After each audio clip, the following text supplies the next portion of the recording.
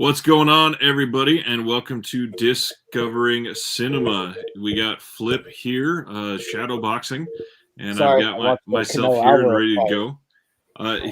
He is shadow boxing to confirm that he is ready for all of the box sets that he is about to open. Oh my, that was a good segue. Oh my god, dude, this next like month is gonna be crazy. Like the next like from now till the end of December. Joseph Quo set should be this week sometime, hopefully. You got the Once Upon a Time in China set next week on Tuesday. The Arrow set, like it's overwhelming. Box after box. And I don't even like Asian movies that much. What's going on, Sardis? What's going on, Sardis? So tonight we're talking about crime movies, underrated, specifically underrated crime movies. Underrated and like the biggest of all time as well. And before we get into that, did you watch anything that stood out to you? No. Nothing? Not really that stood out. This last week was okay. The big one for me that I'll bring up is we did a rewatch. It's a rewatch for me. First one for my wife. What's going on, Jeff? Good to see you here again tonight. Jeff, what's going on, The Wicker Man. Have you ever seen? We've never talked about it. Have you seen The Wicker Man? Long, like way.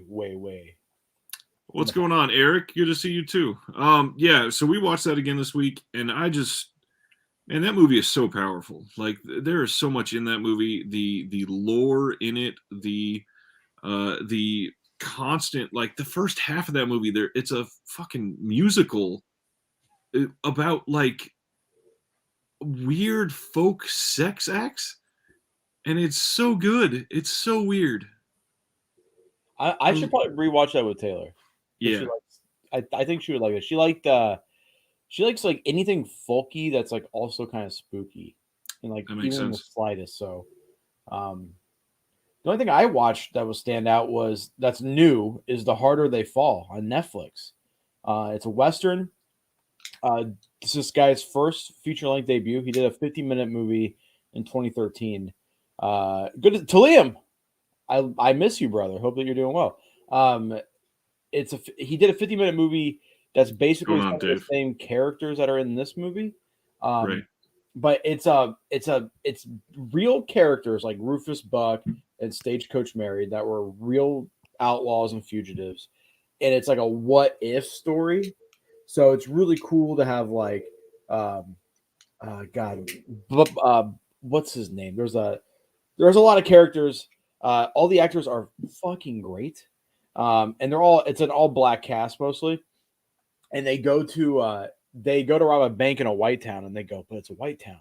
And when they get there, literally every building is white too. And then like when it like introduces the town, and then just the very bottom it says it's a white town. Oh, the soundtrack was great. And here's the thing is that in Django Unchained, when they threw in Rick Ross there, for like a few seconds, it kind of took me out of it. But the way that they used hip hop and reggae and blues and R&B in this movie was just fucking phenomenal. It's stylized, but not like, oh, you did? Nice, dude. Awesome. I'm so glad that makes me happy. And it's stylized, but not to the point where it's like goofy. Like the very first kill in the very first scene in the movie, he shoots a guy. The guy kind of flies up in the air. He shoots him again. And while it's doing it, it's like kind of title crediting it. And it's just very well done, but it never goes goofier than that. Right. And it's a perfect blend of comedy. There's some good humor in there, a perfect blend of drama, perfect blend of just action. And the last like 20 minutes is just a fucking shootout. And it's great. And I think this is the best new Western since probably Django.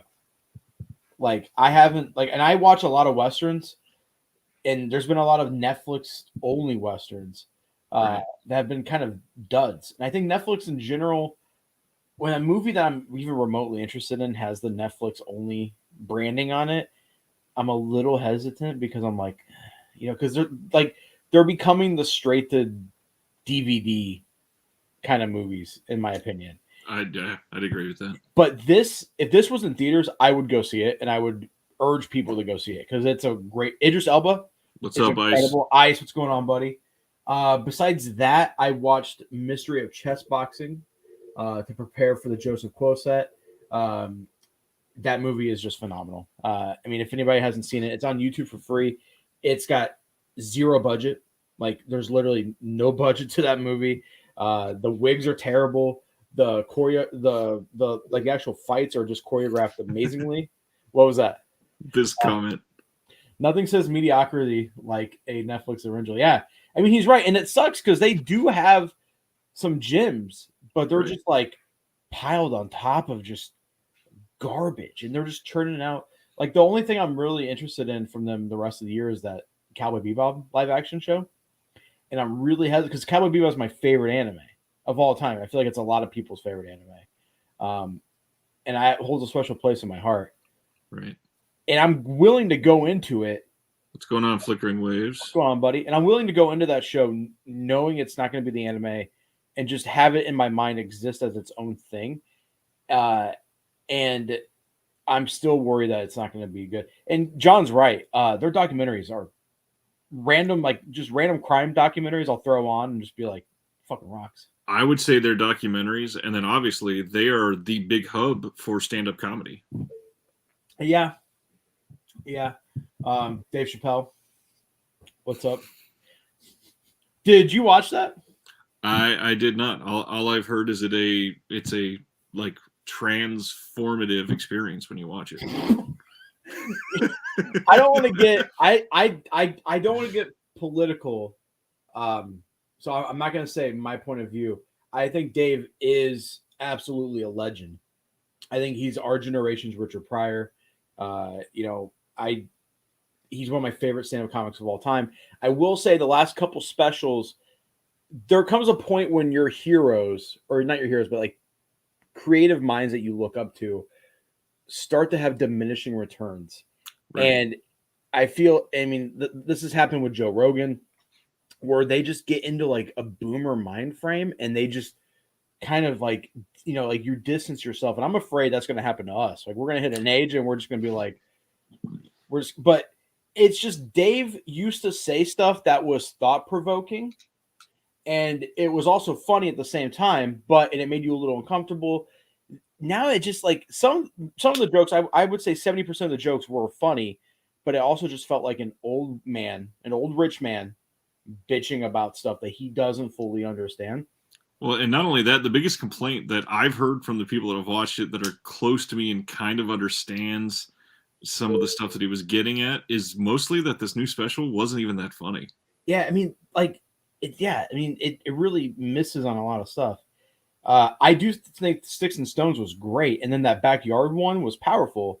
And then it's weird because I'm friends with a lot of trans people, and on Facebook it's literally split. Half of them love it, half of them are just disgusted by it, and it's just like. Right. But then again, isn't that what art is supposed to do? Right. You know what I mean? Speaking of politics, just to go with the Soviet color red here, we had this question. Have you heard of the Crimson Bat series? Yes, I have. Yep. I know nothing about it. I really don't know anything about them. I have heard of it. Oh, I will say though, Sardis says here, stand-up's always about pushing boundaries, and that is always the case. That is the entire point. It is to make people feel uncomfortable and laugh at something that we can all relate to.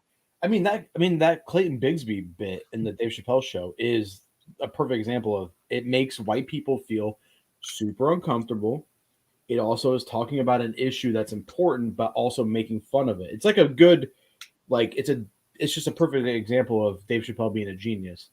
But yeah, his last stand-up specials, I'm just like, all right, like when my 60-year-old boomer dad doesn't laugh at a special in its entirety, then it's not good. My dad laughs at a lot of shit. Dean Stockwell, rip. I didn't really know who that was. He's got a ton of credits. That's one of the biggest things. He's one of those people that has just a wide reach of impact. But I also want to point out too, John Peters here pointing out some shade to your boy Joe Rogan. Aaron Rodgers. love that. I love that so much. I think that's the funniest thing that and I fucking hate Green Bay. I'm sorry. The only thing good about the state of Wisconsin is your guys' cheese. So if you're watching from Wisconsin, the Dells is all right too. The duck rides are cool. But man, I was just like when Aaron Rodgers. Do you watch football, Ryan? A little bit. My 6-year-old loves it, so he gets stuck on something. So when he played the Bears a couple weeks ago, and he looked in the crowd and goes, "I own you," because I was like, "Fuck yeah, I'm a Rodgers fan now." And then literally 48 hours later, I was like, "No." I don't understand how he thought he was going to get away by saying I was immunized. Did you? That is such a dumb way to do that. Did you see that clip of him going on the Pat McAfee show where he says, "I called my good friend Joe Rogan," and Pat's like trying not to laugh and cover it up. Oh, so great. I love that right before that he was saying, "I'm a free thinker. I like to think for myself. So I called my friend Joe Rogan to find out some information." 5'3" Joe Rogan. Joe says that he's 5'8". There's a picture of him going around. He's eye to eye to Rose Namajunas, who's an amazing fighter. She kicked ass on Saturday, defended the belt. She's great. And they're eye to eye, and I think she's 5'3". So, did you watch the fights or anything this last week? Because Canelo Alvarez, man. That's never been my thing. Oh, my God. Canelo Alvarez. It makes me want to be Mexican so bad, dude. For real, I was like, fuck yeah. Speaking of movies, because I see some comments in the movies. That Giallo set from Arrow is a hard box. Did you see the photos? Yeah. It's a hard box. I'm really happy about that. Some of the standards right now are not. Like the He Came from the Swamp reissue. That one is a soft box. It's just the cardboard. What makes them choose to do a hard box versus a... It's just whatever. It's whatever. The big thing that I can see the difference there is those Giallos had never been in a box before. They'd only been released on their own. He Came from the Swamp. Packaging too. Yeah. Packaging. And then is it Wim Wenders? Or no, sorry, Fassbender. Fassbender? A Fassbender set. Is that a hard box? Yes, absolutely. That's got a fuck ton of movies in it. Well, and there's already been 2 announced, and there's a third one that they've already shown a picture of that hasn't been announced yet. That's going to be coming out probably for February or March. What kind of movies does he make? Because I literally know nothing about him. Very much Tarkovsky ripoffs. Oh, fucking hell, dude. Oh, my God. That sounds awful. Man. Ripoffs of Tarkovsky? Oh. Did you watch anything else this week that you wanted to highlight? Yeah, I did. Oh, I watched One Shot. Scott Adkins' one shot, one take action movie. Pretty solid. I actually really liked it. Whenever Scott Adkins is the lead in a movie, I usually am turned away. But this was actually good. The gimmick isn't so much in your face either. So that was pretty awesome. But other than that, nothing. John wanted to raise here, there's some big Giallo movies Arrow could be doing instead of reissued. And while I agree, I will remind everybody that although those were issued previously, there were a lot of people that have gotten into boutique Blu-rays in the last 2 years due to the pandemic that were not around when those were originally announced. And Eric, by the way, I see you defending this. I was teasing Flip. Yes, I know they're like German art house films. That was not serious. I was screwing with Flip because he hates Tarkovsky.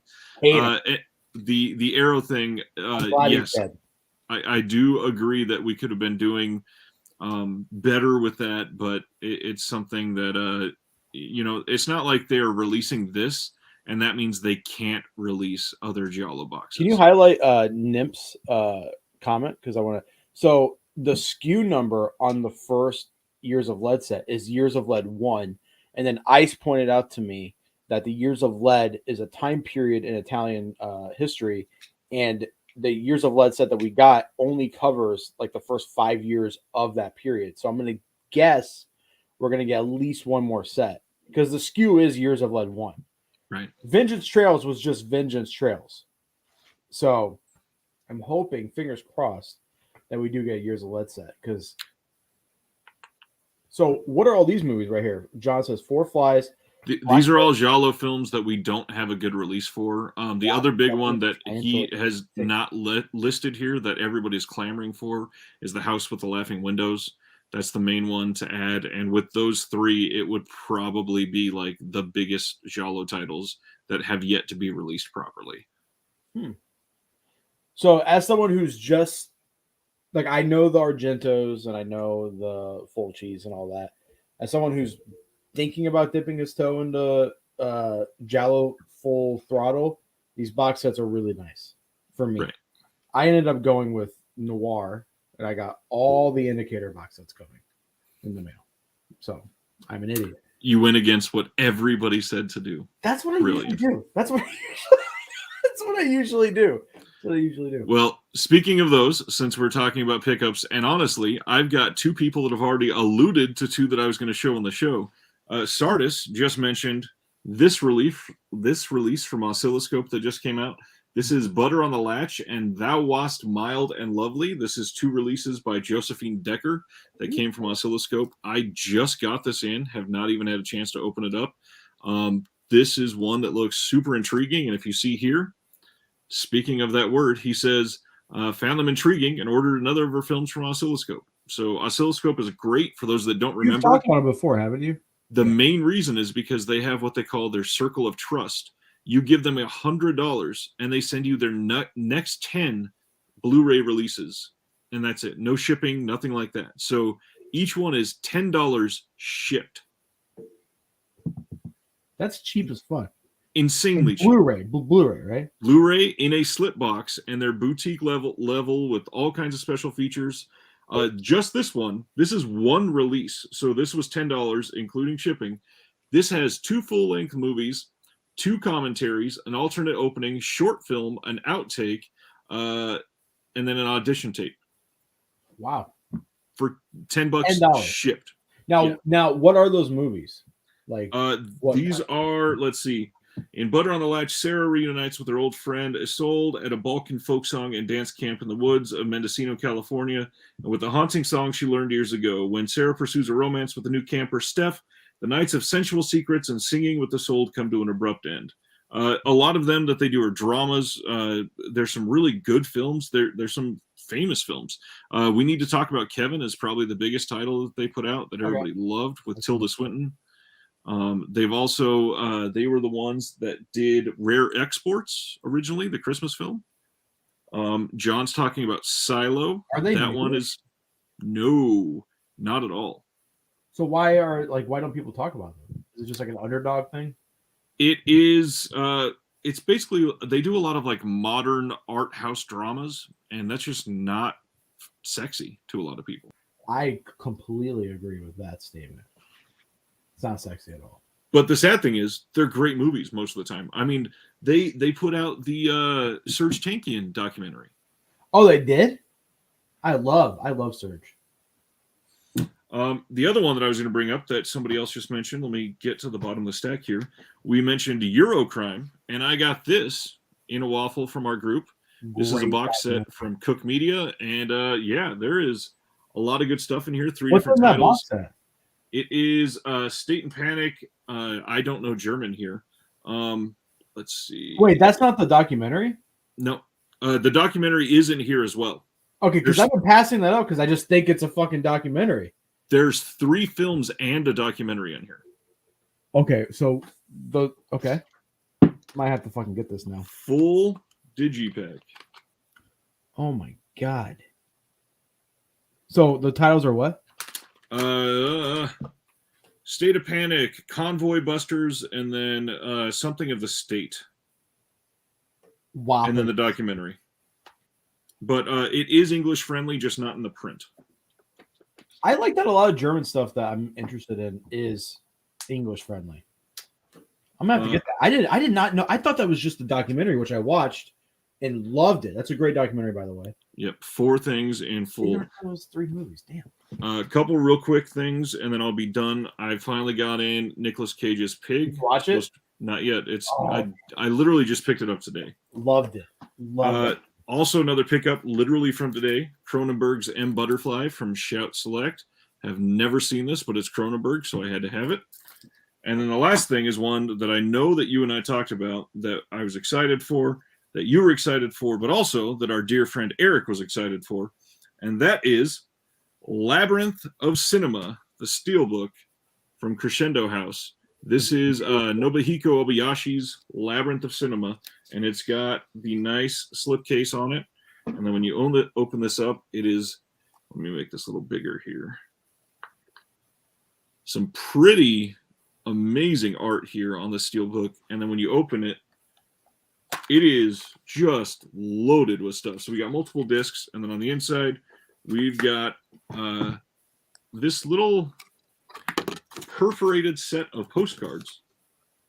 Oh, cool. And then they've got an entire booklet in here, which in steelbooks is pretty rare.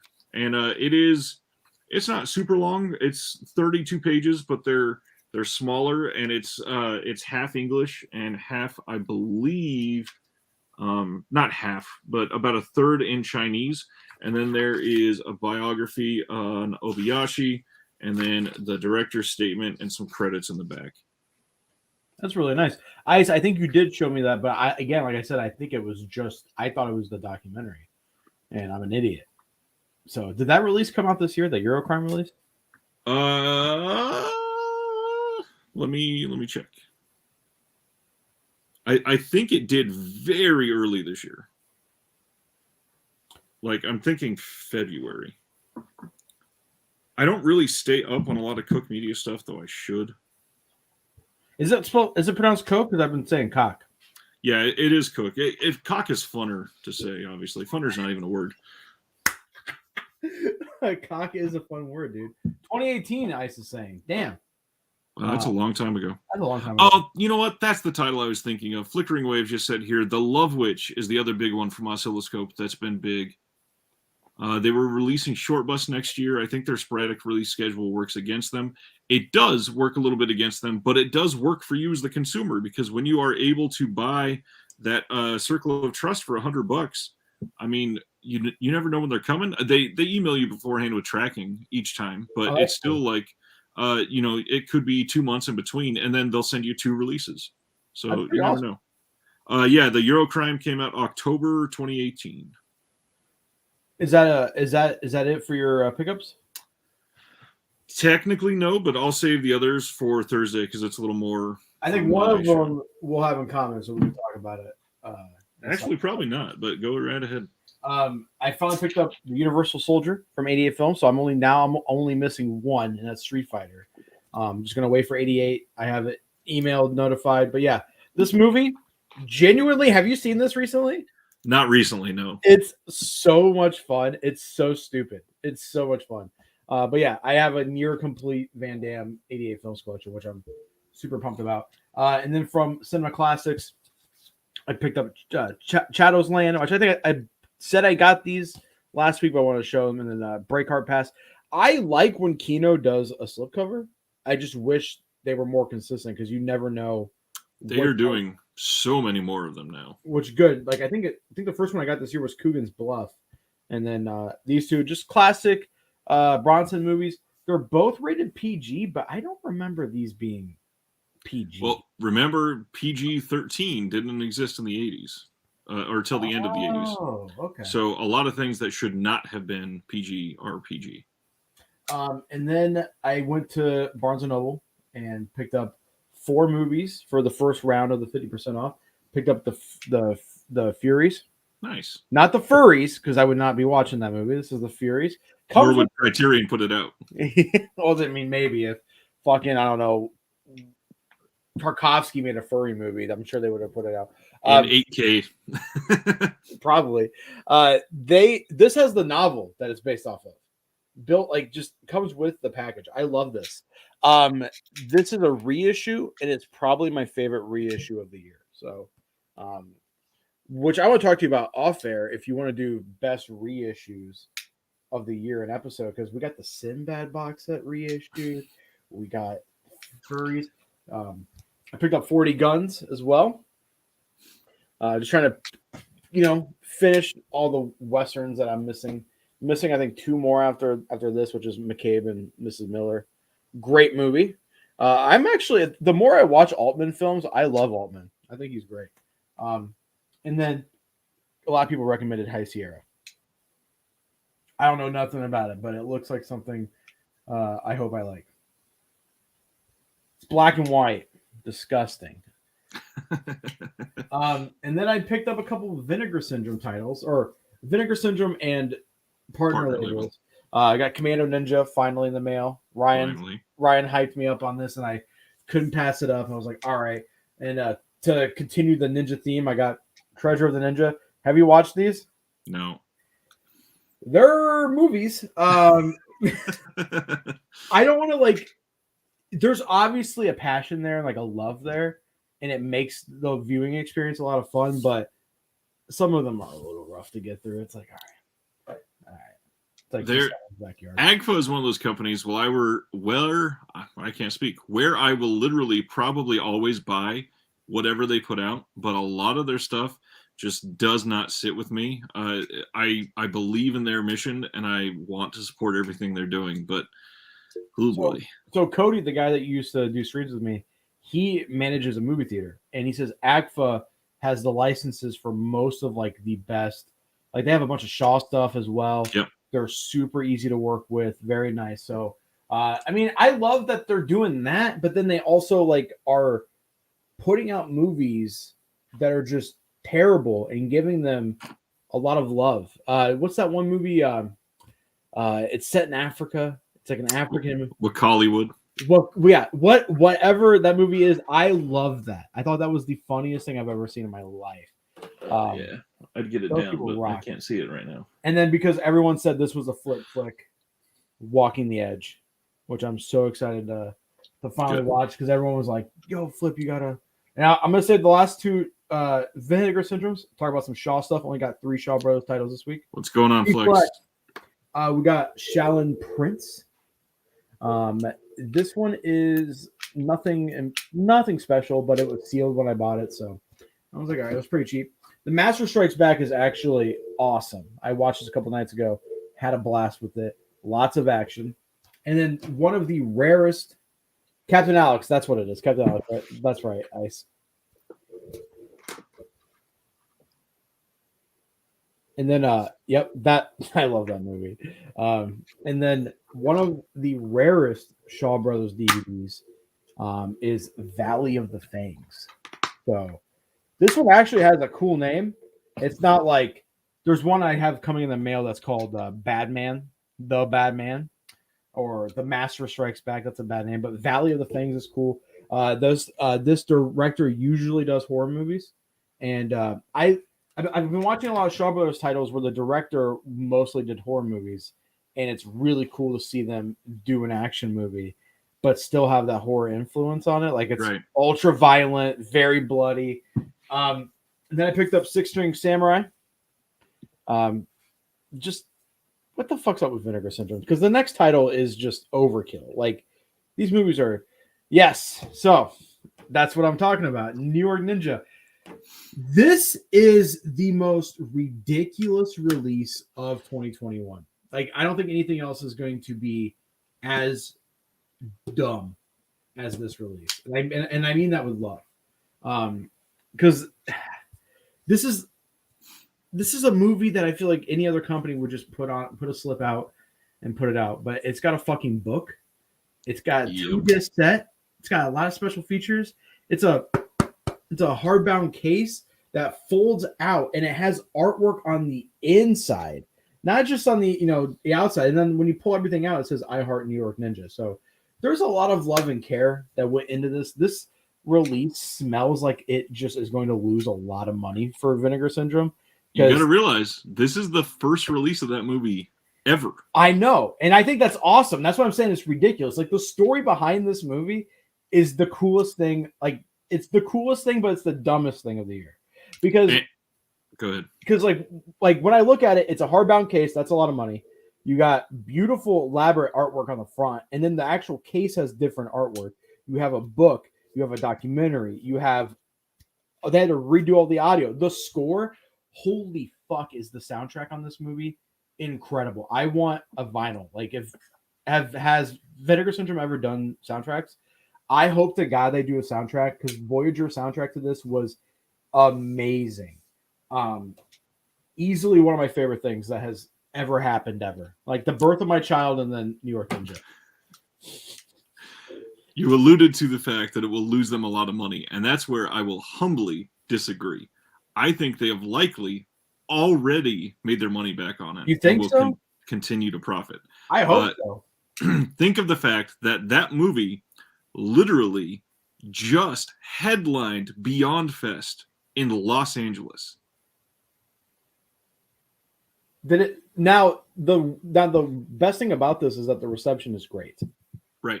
They're like, people are like, yo, this movie's actually stupid fun.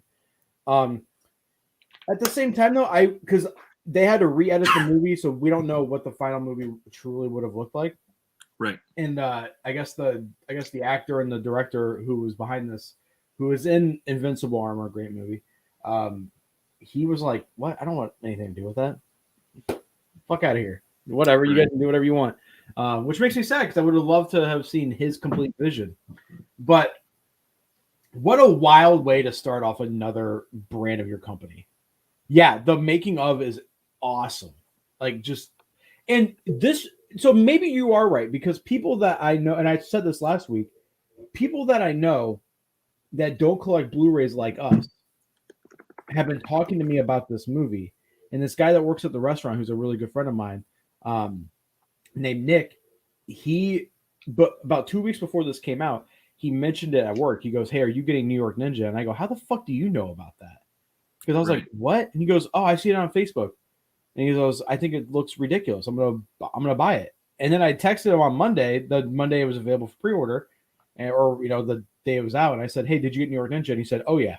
And I thought he was joking until he worked last Sunday, and he goes, hey, I really got New York Ninja. It was awesome. And I was like, are you fucking for real? Like, people I know who don't like movies are buying this movie. So it's awesome. I love what's going on, Dustin.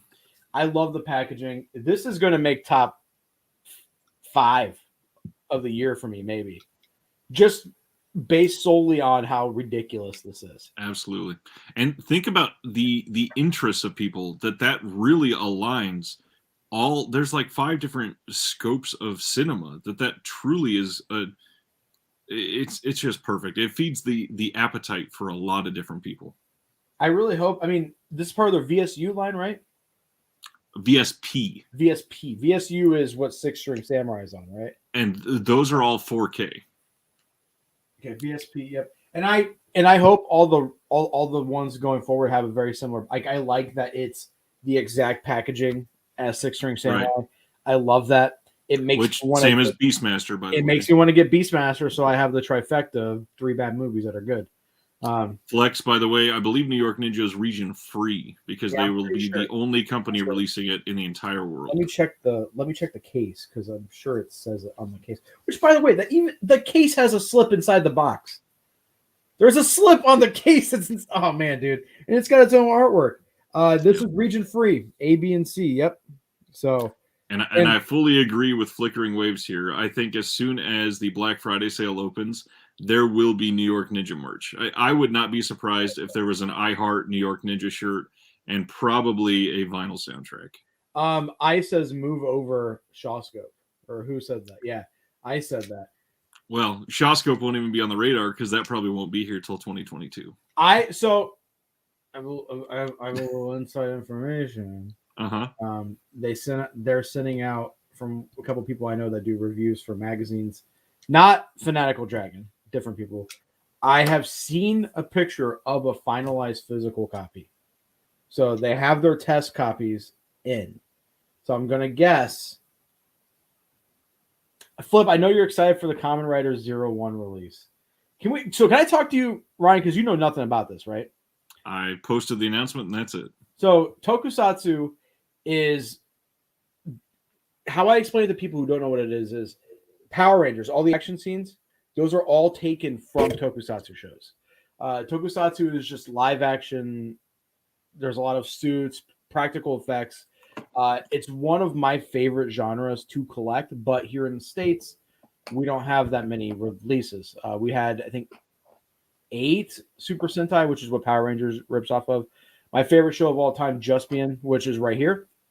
I always have a copy of Juspian. I've bought this like 20 times and given it to people. I might actually buy you a copy. This is a great movie. Not movie. This is a great TV show. That's a tokusatsu. Godzilla's a tokusatsu, like the original Godzilla movies. And Kamen Rider is one of Toei's biggest franchises. I think it's Kamen Rider and One Piece are the 2 biggest for them, and Dragon Ball Z are the 3 biggest franchises. So for a long time, Toei kept dipping their toes to try to do Kamen Rider here in the States. They tried the Power Rangers line and did Dragon Knight, which was terrible. Always can't wait to break out Juspian. It's my favorite. It's very show. true.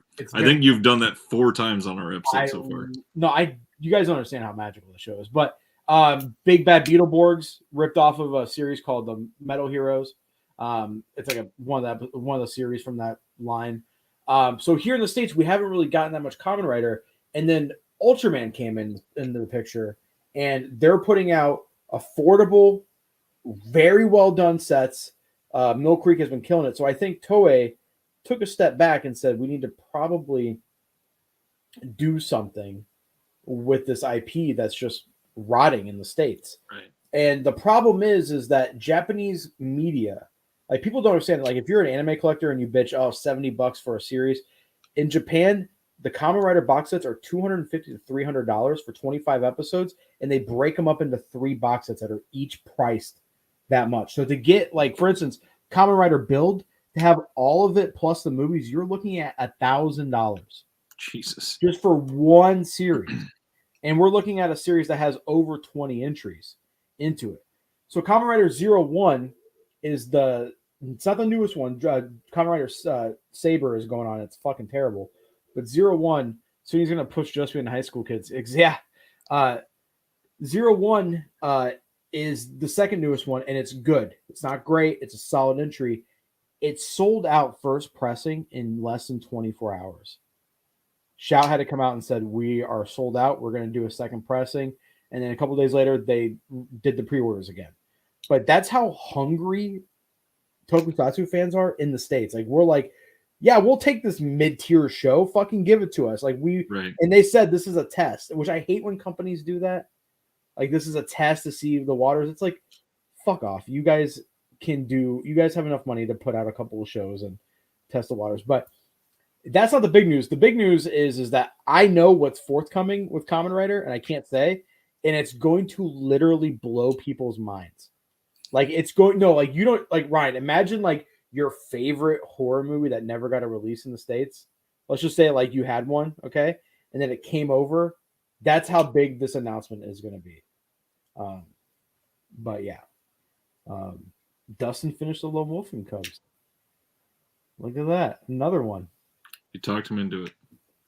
I'm pushing Lone Wolf and I'm pushing Juspian, dude.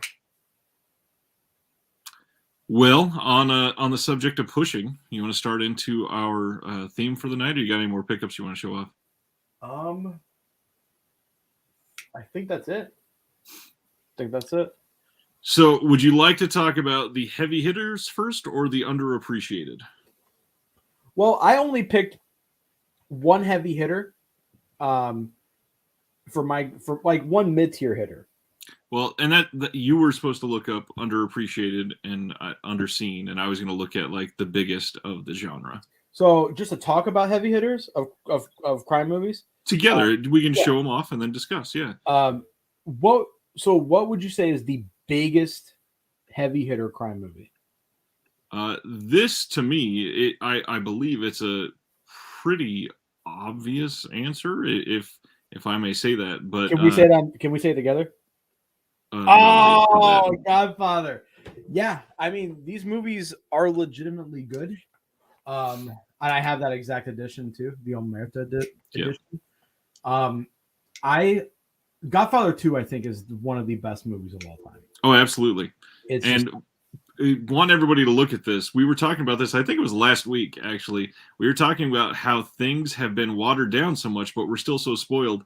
Notice at the bottom here, this says 16,877 of 45,000 limited edition. Yeah. And stuff like that sold out. I have my copy in the living room. I love it. I've got one too. The first movie is just, it's so good. And then the second one, very rarely, another series that does this is Lone Wolf and Cub, where the sequel is like, the second one is the best. Right. Just phenomenally done. The third one, I think gets too much hate. I think Coda, that came out last year, was really good. And I think that's the true, because I think that was Coppola's true ending. No, it does not have a slipcover. No, it does not. It's just a book. It like looks like a Bible. It's got like, and it is really high quality. Yes, it's very nice. Like for a studio release, it's very, very high quality. The Godfather. So in my family, so for those of you who don't know, my family was in the mafia. The largest organized crime trial in U.S. history was against my family by Rudy Giuliani. It's how he became the people's lawyer, the people's lawyer, whatever his name was. So I grew up with a pretty good grasp and knowledge on what true mafia crime and life was like, and nothing, not even The Sopranos, as much as I love The Sopranos, comes close to really showing the family dynamics as these three films. Like it's so good. It's so good. And as I guess cliche as it sounds, every Christmas we'd watch Godfather 1 and 2. For real. As a little kid, I'd be like 6 and fucking Godfather would be on. So like younger, like when your parents like something, you're like, younger, I'm like, the fucking Godfather again. And then as I've gotten older, I'm like, man, what a great series of movies to watch on Christmas. So I'm going to mention somebody from these movies again when I show the third film, but wanted to point out the big thing about this movie is that it has literally some of the best performances in the history of cinema, like by a long shot. There are things that you see people do in this film, and you forget that they're literally some of the biggest stars in the world. And also, these movies made those stars. Oh yeah, exactly. And looking back on it now, it's easy to see how it got there, but they slipped into these roles, and those roles ate them up in a way that they are a completely different person. Yeah, De Niro, Pacino, which is so weird that they both are in this franchise and they never crossed paths until 92 or 97. I'm going to mention one of those two again on number 3, and we'll talk more. I think I know which one it is. So on that note, let's go to what I think is the second heavy hitter. By all means, Goodfellas. That is a good guess, but that is not the one, unfortunately. Scarface? The second one that I think we need to point out that I think is probably more in line for a formidable film for a lot of Hollywood reasons that you'll see in just a second is this one. Oh, that's a good pick. Yeah. Yeah. Pulp Fiction is a crime film that it's interesting because it's like a Russian nesting doll of crime films. There are crimes in crimes in crimes in crimes, and all of this comes together in the most Tarantino of ways. And again, one of the most compelling things about this is almost everybody in this film, Tarantino notwithstanding, they are acting to a level that they should not be able to. I mean, John Travolta in this film shows he can act, and Uma Thurman is fantastic. Bruce Willis, fantastic.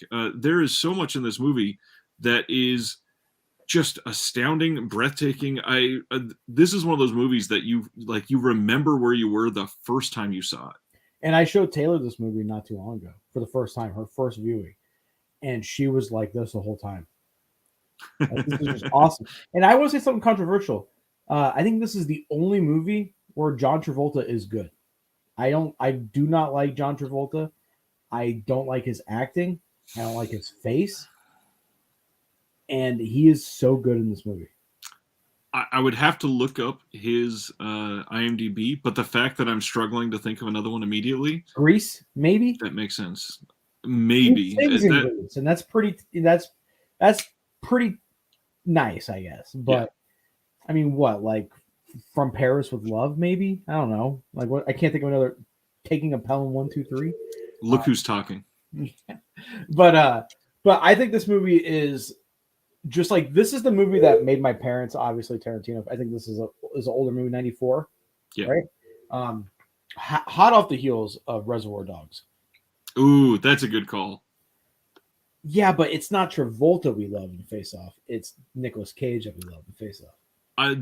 While that is true, I think that he is great in Face Off as well. And then the other question is also Blowout. Blowout is fantastic. You can blow it out your ass with that one. Jesus. I'm just kidding. Blowout's a great movie. Isn't that De Palma? Yes, I believe so.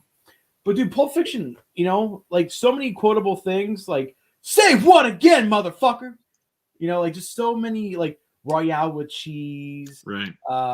Zed's dead, baby. Zed's dead. Like just so many good quotable parts in this movie. Also, the soundtrack is like it is one of the best in history. I would say it's the best. It's the only movie soundtrack that I revisit, if that makes sense. Ooh, I would not agree there. Based on solely on from track 1 to the end, there's no original music in this movie. It's all soundtrack. There are movies with original music that I like. I do think the Matrix soundtracks are pretty good if you're into that like new metal, I want to beat my wife kind of music. But this is just a great soundtrack, and it has one of my favorite songs ever. "Girl, You'll Be a Woman Soon." It's just, man. Oddly, growing up in Southern California, in the scene that I was not a part in, the way that they use Miserlou, the guitar track in this film, is also just astounding. I love Miserlou. Anyways, you want to get... I do want to say one thing. This movie does a thing where the characters are so interesting that you want movies based on them. Like absolutely. I want a movie based on Harvey Keitel's character. I want a movie. I wish he would have done it. He talked about plans to do the John Travolta Michael Madsen movie, the Vega Brothers. And also Quentin Tarantino says the N-word with such compassion in this movie. It is cringy. Look, now it's like, okay, but yeah, great movie. Next one is one that has already been mentioned tonight, and I think that it's important to point out just how much that the main person in this film has impacted cinema history in terms of crime films specifically. Robert De Niro puts a performance in for Goodfellas that potentially in all crime films really cannot be matched. This movie is, first off, to break down crime, like obviously we've already talked about a couple different types, but mob movies and gangster movies type, they really are their own kind of ball to fight with here. And this is just literally top tier. There's so much you can say about Goodfellas that it's impossible to talk about. It is a perfect movie. I can't think. I mean, no movie's perfect, but this one, no, I said compassion on purpose. There's a reason for that. That was a joke. I don't think people understand what this movie did for Italian Americans. I like for real.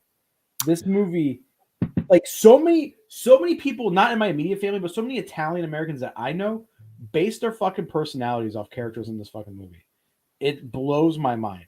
And you said De Niro gives a performance of a lifetime. I think Pesci's better than De Niro in this movie. He does, but my big point here is that De Niro, with the 1-2 punch of The Godfather and this, he sets himself up as being an actor with a capital A, basically. Yeah.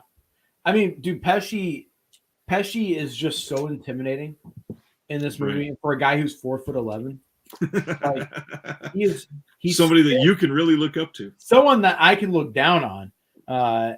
He's just so good in this movie. This movie, I watched it a couple weeks ago with Taylor. It was her first time watching it, and the whole time she was like, "I hate when you watch mob movies because you fucking idolize these guys." And I was like, "Just wait, because there's a point in the movie where everything gets grim and everything gets serious and it falls apart." There's a scene where Pesci and De Niro kill somebody, and they're at, I think, Pesci's mom's house, and which is Martin Scorsese's mom in real life, is the old lady, and they're eating food, and Ray Liotta's character isn't eating because it's the first time he's witnessed a murder, and that scene speaks so many volumes.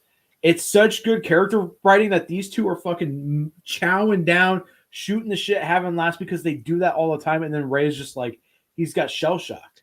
Right. And also that scene reminds me of my nonna to a T. If I went to my nonna's house right now, she's probably asleep. She would have a meal prepared in 20 minutes. Like, Italian moms always have food ready to go at a moment's notice.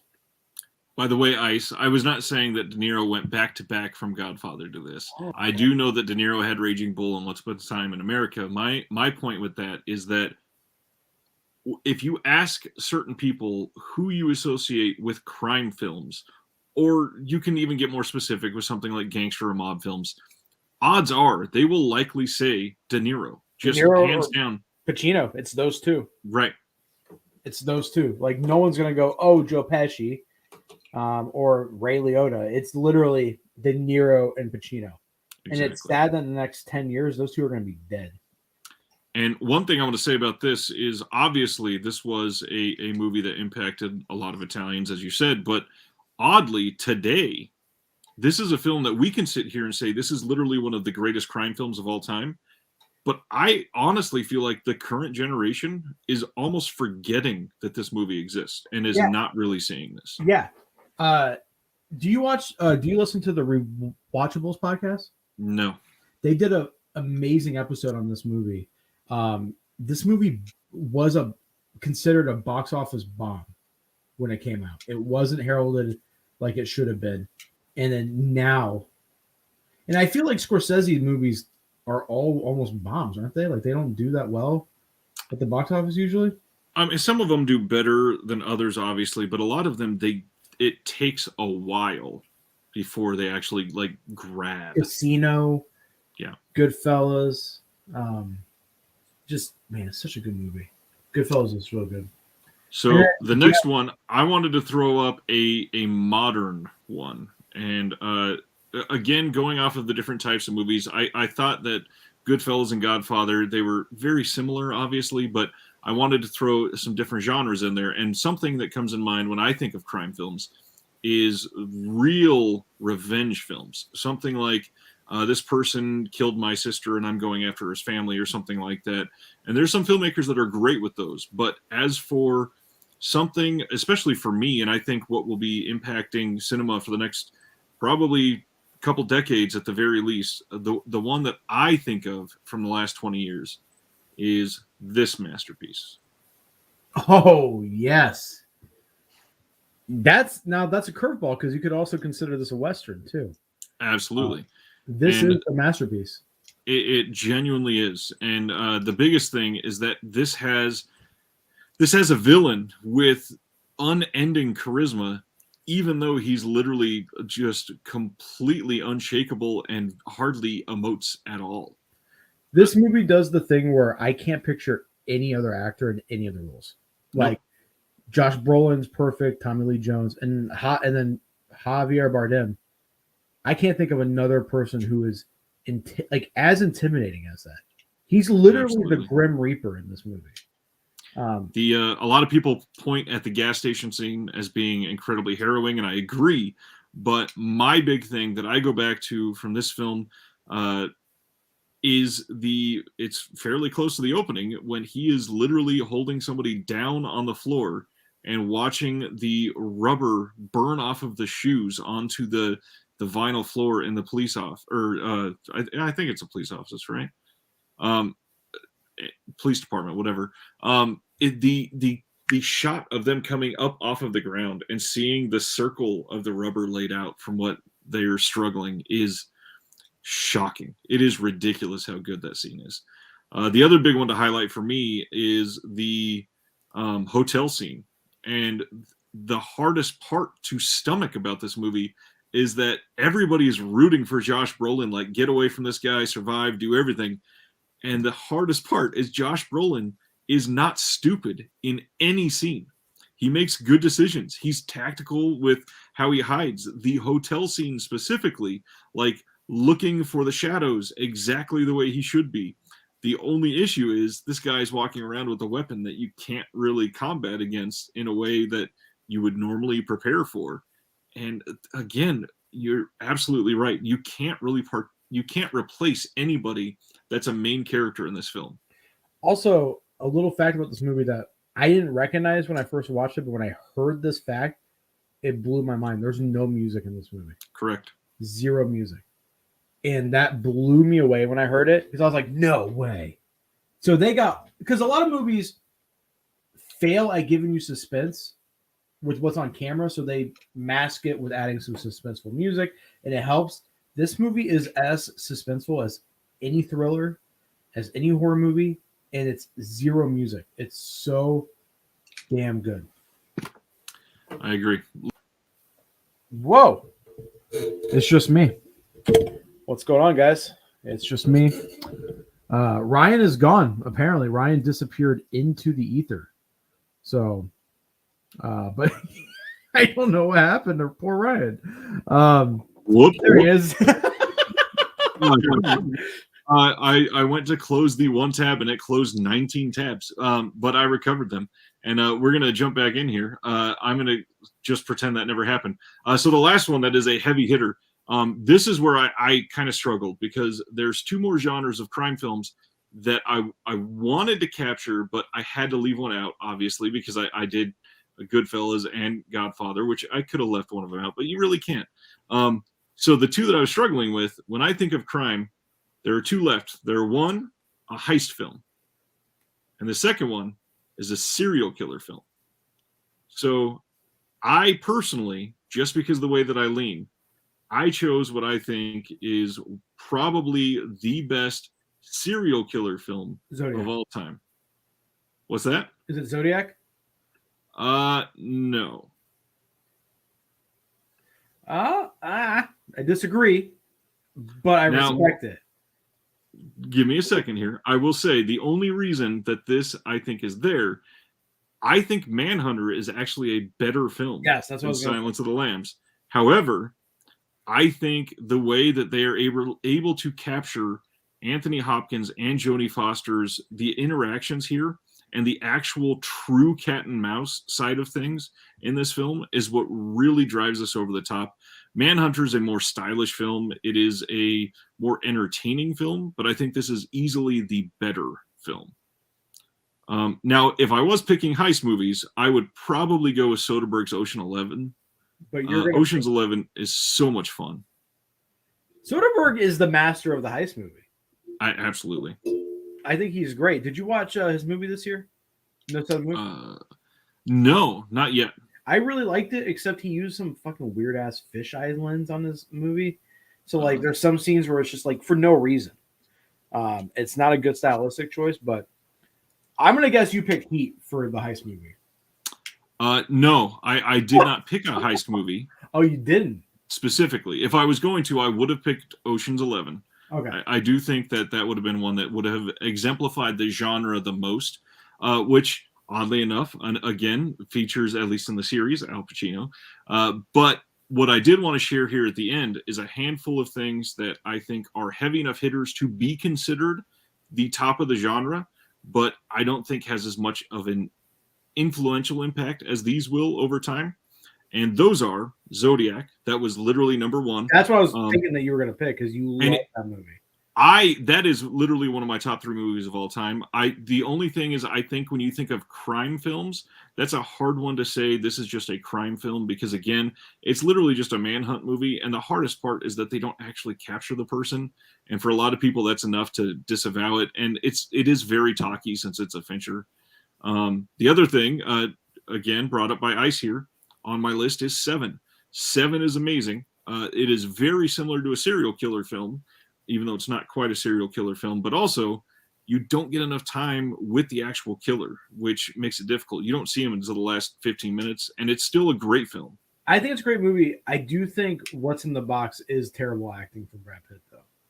And the way it's edited, because there's like 3 weird cuts in that scene.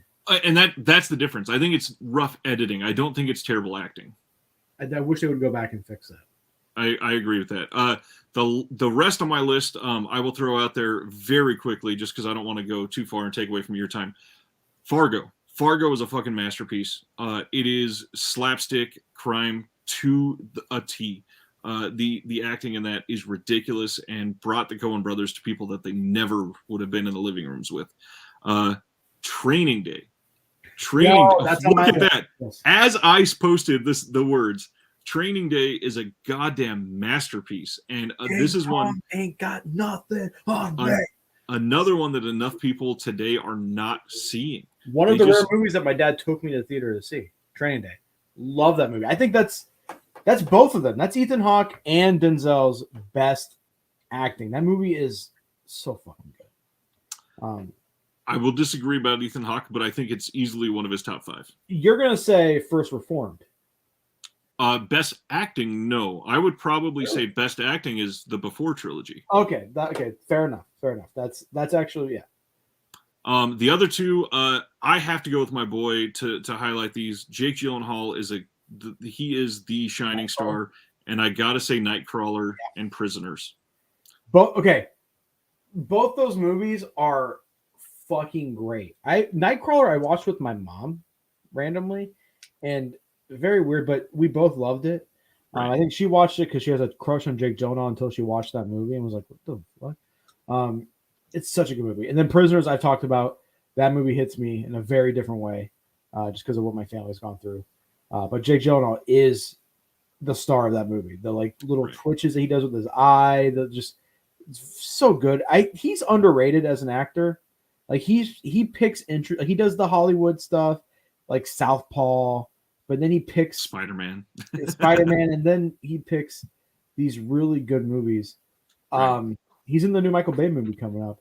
I have a couple honorable mentions. And Scarface is the first one I want. Classic movie. I wanted to bring up Scarface, and I wanted to bring up Carlito's Way.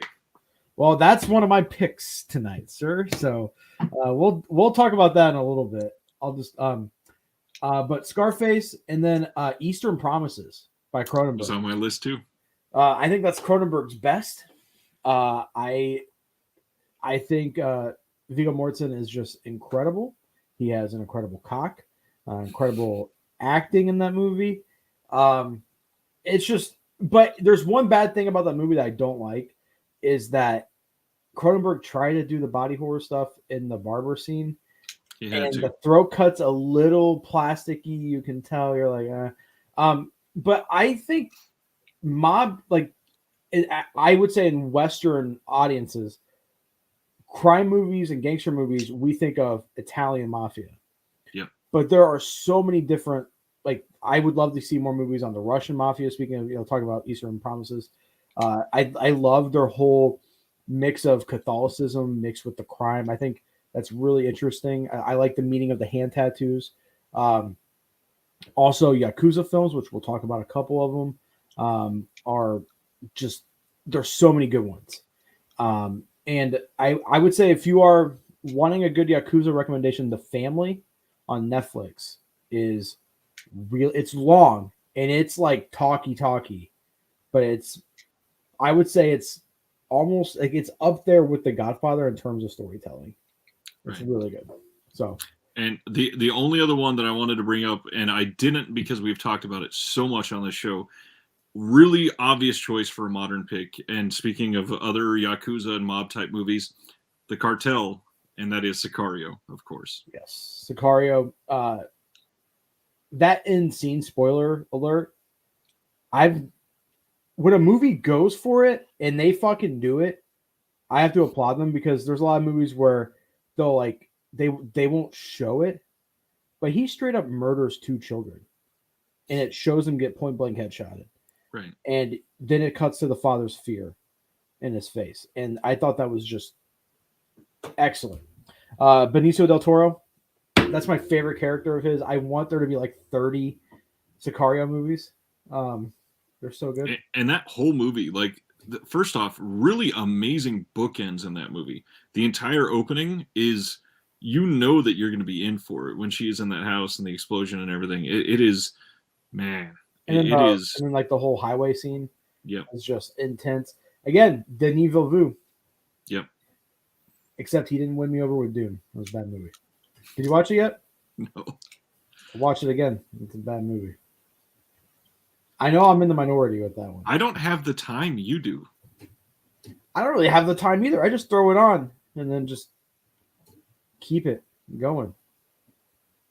Like it's like on in the background. You know? Well, we have see, a TV at work. When I say I watch movies, I like to actually watch them. I'll watch them like Dune. I watched the first time. I watched it the second time. And the third time I was like, what is wrong with me? Because I loved it the first time.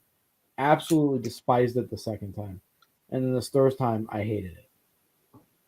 It's not a good movie. I think it's style over substance. But he took a script that was probably mediocre with Sicario and transformed it into one of the best movies of the decade.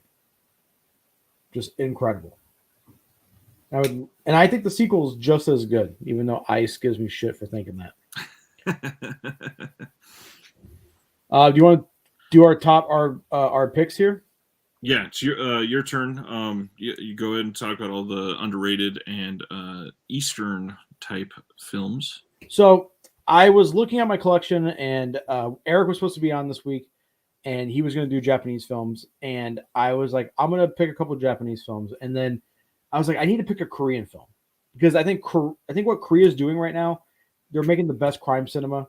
I was going to pick Ice's favorite movie, New World, and then I was like, no, that one's talked about. So I picked a movie that isn't that well known, and that is Shura. So this is a I think this is a Hong Kong release, and I don't know if this is a Category 3 movie, but it's got the logo on it, and it's a violent movie. It's a newer movie, I think like 2008, 2009. It won an official selection at TIFF, and it is like everything about, like, let's say Yakuza film specifically, like that style, cranked up to an 11. It's ultra violent. It's very macho. It's very masculine. I don't think there's any women in this movie unless they're being objectified. But it's just so well done. It's violent. It's gritty, and it's everything I could want from a Korean movie. And this one doesn't get talked about. Movies like the Devil, the Cop, the Gangster get a lot of praise. I Saw the Devil, obviously the Park Chan-wook stuff. But this is about Detective Hun, who for years has been secretly doing dirty work for the corrupt mayor, and is now pressured by a ruthless prosecutor to cooperate in an investigation against the mayor. Feeling trapped, Han persuades his younger partner to take over his work for the mayor, but things start to get tangled in unpredictable ways. Living in this dog-eat-dog world, who is the evilest? Who is the evilest to survive until the end? This is written in broken English, so I had to like translate as I'm reading it. I was like, man, I sound like an idiot. But yeah, great movie. Interesting. What's your pick?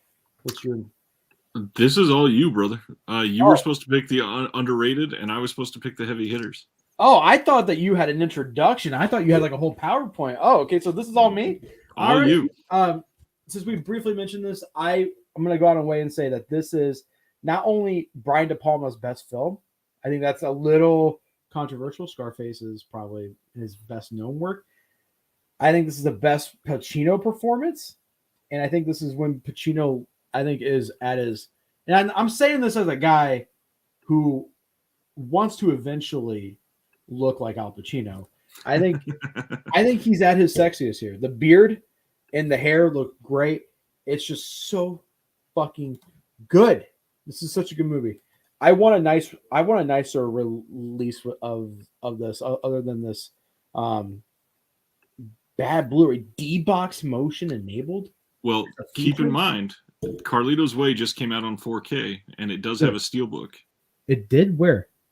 I believe the steelbook is exclusive to Best Buy, but it's For in real? 4K everywhere. Yeah, just released. I did not know that. Okay, Yes, well, thank you. Okay. Like on the rack right now. Saw it at Best Buy this week. I was just at Best Buy fucking Monday too. Yeah. God. So what is D-Box motion enabled? Do people have D-Box seats in their home? Yes, sir. For real? They are about $3,000 and for one seat.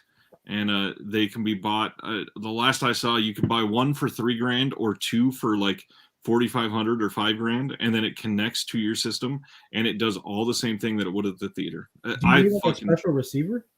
I believe there was a way that they got around that, but for a while, yes. Yes, D-Box is one of my absolute favorite ways to experience movies. So I want to know, because I love Carlito's Way, but I don't want my ass rumbled while I'm watching Carlito's Way. Like, what about this movie benefits from D-Box? It's so weird. Think about the intimidation in some of those scenes, and primarily the sound. Like, if you a gunshot, for example, if you are hearing that in surround sound, and then this is going to sound weird, but feeling that from underneath, it's just going to make you like, oh my gosh, like that jump of feeling that violence is going to be a lot more visceral. So is there like only certain movies that are yes enabled? Okay, so that's a lot of money for a gimmick. It absolutely is, and that's why it has never taken off. Man, huh? I'm gonna have to get the Carlito's Way 4K now that we're talking about that. Yes, sir. Just released. I wanted to pick a Takashi Miike movie because he's obviously fantastic, and I think a movie that people shit on, but I think is genuinely good. And I think it's the first good adaptation of a video game, and that is Yakuza Like a Dragon.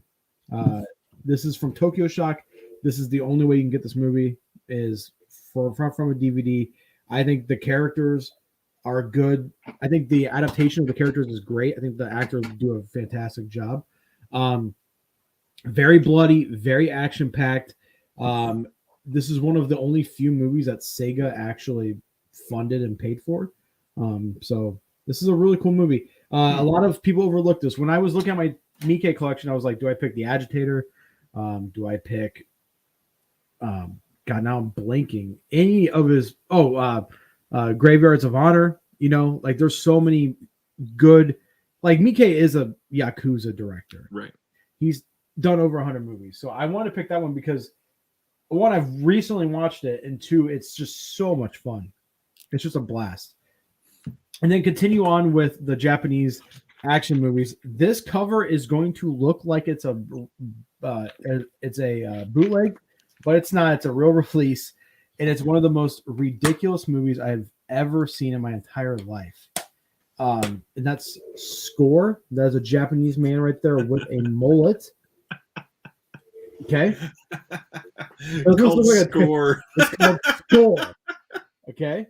I don't know how to describe this movie because it's like there's a moment in this movie where there are two guys that just have guns. Like there's a wall separating them, but there's like a window pane and they can like see each other. And they're just blasting hundreds of rounds at each other while like walking, and they don't get hit and die. I'm going to read the synopsis here. In the tradition of Quentin Tarantino's Reservoir Dogs and John Woo's Hard Boiled comes a nonstop action film crammed with blood, bullets, and mayhem. Chance, a Japanese monster specializing in armed robberies, released from prison somewhere in Southeast Asia, bailed out by fellow mobster Colonel, Chance is forced to pay his debt back by robbing one bank after another. Luck changes as Chance gets instruction for a new job. He is promised freedom if he's willing to betray his fellow gangsters and old buddies. Peking duck, right, and tequila. They even literally take the name of Hard Boil's main character and pluck it right out. This crew, known for more than a double crossing and straight shooting, goes for the score as two ruthless highway robbers prepare to swipe the job. It's not a question of who will turn on who, but when and how. When I say there's double crossings to the point where it's just funny. Like every time someone turns on someone, you're like, of course. Take a shot. It's got a really cool soundtrack. There's a moment in this movie where he like fluffs his mullet and there is a guitar like it's cool. It's cheesy. It's fun. I wanted to pick a goofy movie, lots of blood, like a lot of blood. There's a sequel, but the sequel is out of print and I can't find it, and it's only available in a 2-pack, and the other movie it's packed with fucking sucks. And I don't want to spend like $80 for Score 2. You know what I mean? And then my last movie is I had to give a shout out to Gamora. I've talked about this a lot. If you've watched this channel, I won't go too crazy, but the book Gamora came out, and the author actually went undercover and infiltrated the Camorra. So the crime syndicate that it's based off of is called Camorra, not Gamora. He changed the name because Sodom and Gomorrah. But the Camorra crime syndicate in Naples, they control a large part of that city, most of it. He infiltrated and learned a lot of the stories in the book are true, and he just changes a few of the names. It became a huge sensation in Italy to the point where my grandparents, because they get the Italian newspapers and stuff delivered to their house, there was like write-ups about this book. The author had to go into he had to go into police protection. He had to hide for a little bit. Then they made this movie, and this movie is gritty, it's grimy, and it's sad. It shows you like how rough this life really is, especially for the kids that get in. Yes, and also what I love about Gamora is that when you think of Italy, what's the first thing that comes to your mind? Just like locales. Venice, like beautiful architecture. Yeah, of course. A lot of Italy is very poor, and this is like shot in the heart of like the ghetto there. Right. And it's really like it's real. And then this was such a big success over in Italy that they made a TV show, which is now, I've talked about it before, my favorite television show of all time. It's better than The Sopranos. It's better than the Shield. It's better than The Wire. It's a perfect television show. Its final season is coming out this month. You stole how I was going to finish all this. All right. Talk about TV shows? Yes, I was going to throw out the love. By all means, watch The Sopranos, watch The Wire, watch The Shield. Not only, and obviously something like Breaking Bad. Yes, these are all crime-based shows, and they are all literally, like, some of them are better acting than most films. And then on top of all that, what Flip just raised was Gamora.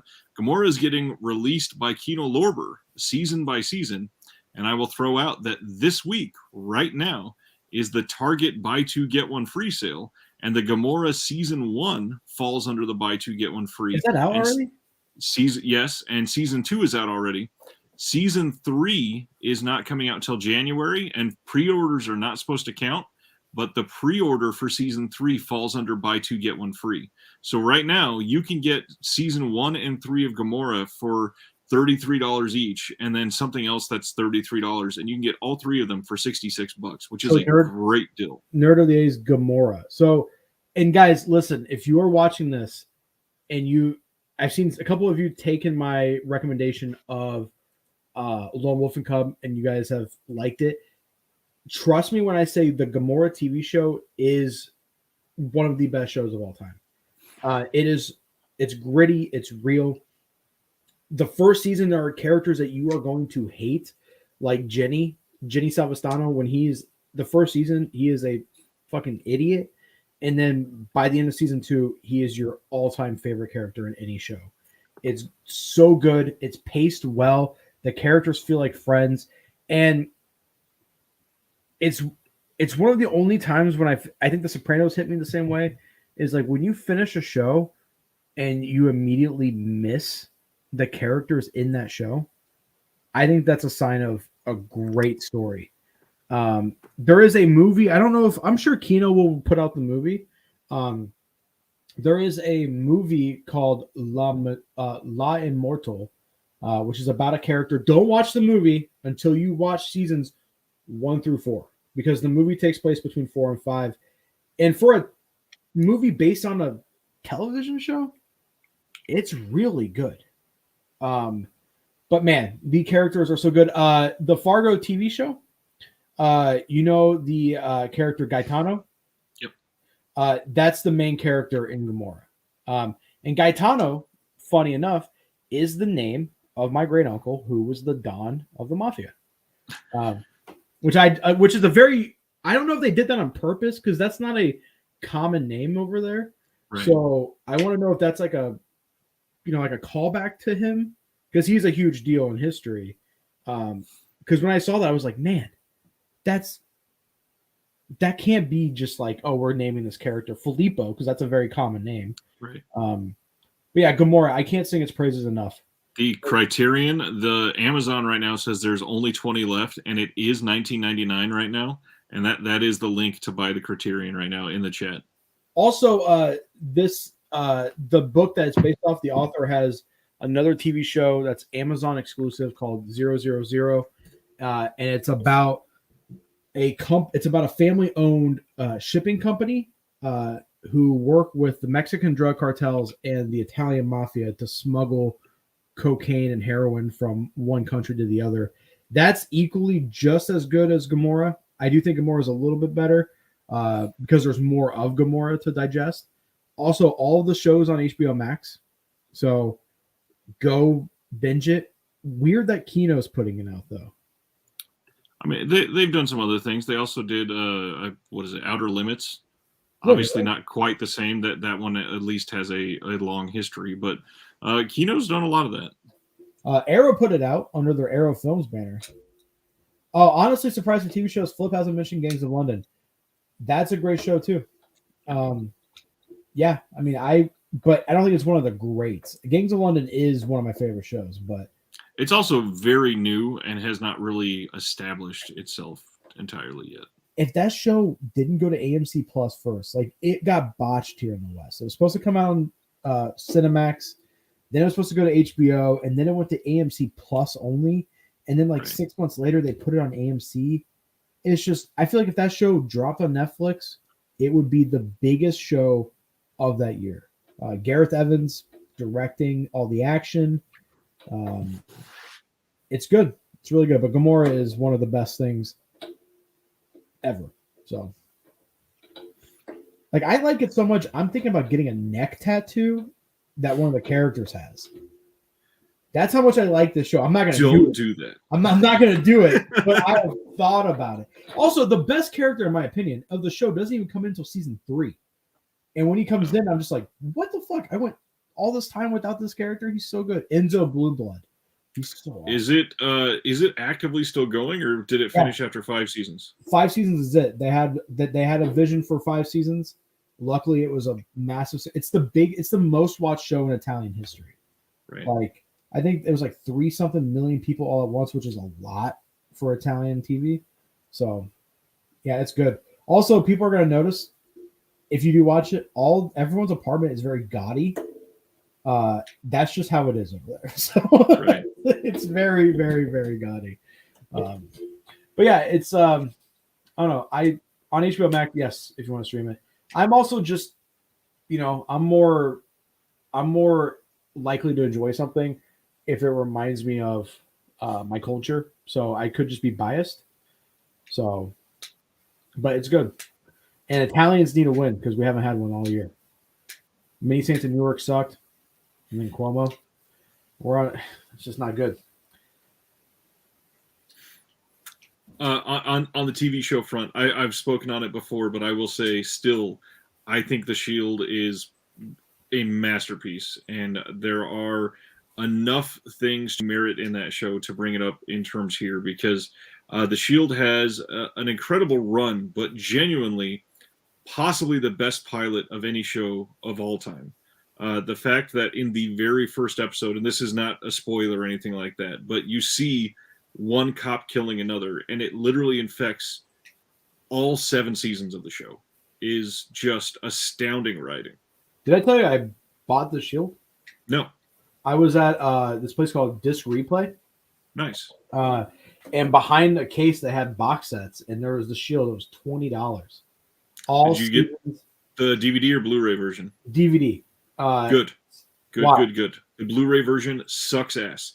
It was made in the old 3:2 aspect ratio for FX to appear like gritty and gross, and it was done properly. Mill Creek, when they put out the Blu-ray, they framed it as 16:9, and now there are things visible on the screen that should not be visible.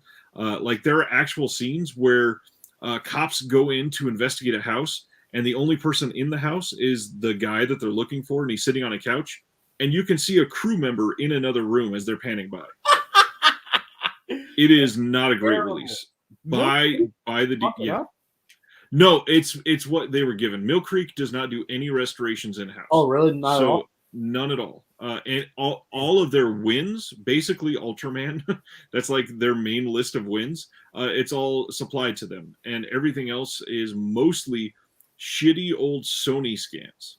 So and they just release it. I almost didn't buy the box set because I was like, it's DVD, and then I looked on Amazon, and it was like, I was like, for $20, I'll take it. And it's the best way to view It is the best way to view the series. All right, awesome. I'm glad I got a win finally. Damn. Yeah. But yeah, what are the TV shows? I used to say Hannibal. I was going to say Hannibal. That is a big one, but really only for that serial killer angle. The other main one, if we're just straight talking about crime that we have not brought up, and we talked about Netflix originals earlier, I would say Mindhunter by Fincher is another masterpiece. Yep. What else? Bosch. I've been watching Bosch. I really like Bosch. It's really good. Yeah, The Wire, Gangs of London. Not sorry, Gangs of London. Peaky Blinders. Yeah. Have you seen Peaky Blinders? Not all of it. I've watched a little bit of it. I really want to like that show, but the people who like that show a lot are like, they're cringy. And you know what I mean? It's just like you like that show too much. Really, the gold standard for me, though, other than The Shield, is The Wire and Breaking Bad. Yeah, Breaking Bad, my parents just watched. They just started watching it. No, they just finished it. So they started watching it maybe a couple months ago. And every single week, they saved episodes for Sunday nights, and they would binge like 4 or 5 at a time. And that ending, my parents were like, "Oh my God." And then they watched El Camino, and they didn't like season 2 of The Wire. I get that, but season 4 makes up for it beyond. New York Undercover, what's that? Season 2 of The Wire was the one where they were talking on the union guys from the dock handlers, basically. And I understand not enjoying that. It was a very talky season. Season 4, though, really makes up for it. The character development in season 4 of The Wire is untouchable. Season 4? Yeah. I think those characters are just great. Yep. New York Undercover, I looked it up. It looks cool. A show from 94. I just really like police procedurals. Oh, I don't know why I wasn't thinking about this. Another great one, which features somebody from The Shield, which is sort of a police procedural, Justified. Justified is a lot better. It's a hell of a lot better than you think it's going to be.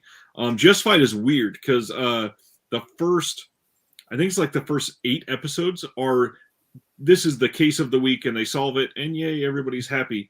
And then after that, they go, wait, people are falling off.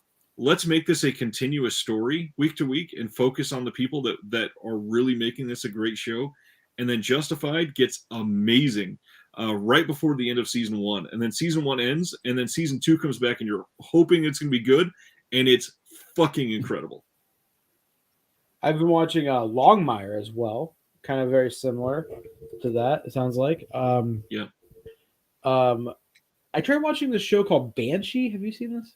I've not watched it. No. It's really cringy. I keep hearing the action's great, and I kind of want to get through it, but like the main character is just like, I like to fucking beat people up, and like that's like his whole personality, and it's like I can only take that so much. Like the reason why I think Bosch clicks with me so well is that Bosch is so even keeled. Like he's got a good personality. There are douchebags around him, but it's good. Stendhal Syndrome was talking about Fincher keeping Mindhunter going. I heard a rumor that they're trying to drum up some more support about that. The New York Undercover, you can't buy it because the rights to the music. I hate how the music rights for a lot of those old TV shows work. What's the Abel Ferrara movie with Harvey Keitel? That hasn't gotten released because of the music, probably. It's another crime movie. Right. Well, it's Abel Ferrara. There's a sequel to it, and Nick Cage started it. Directed by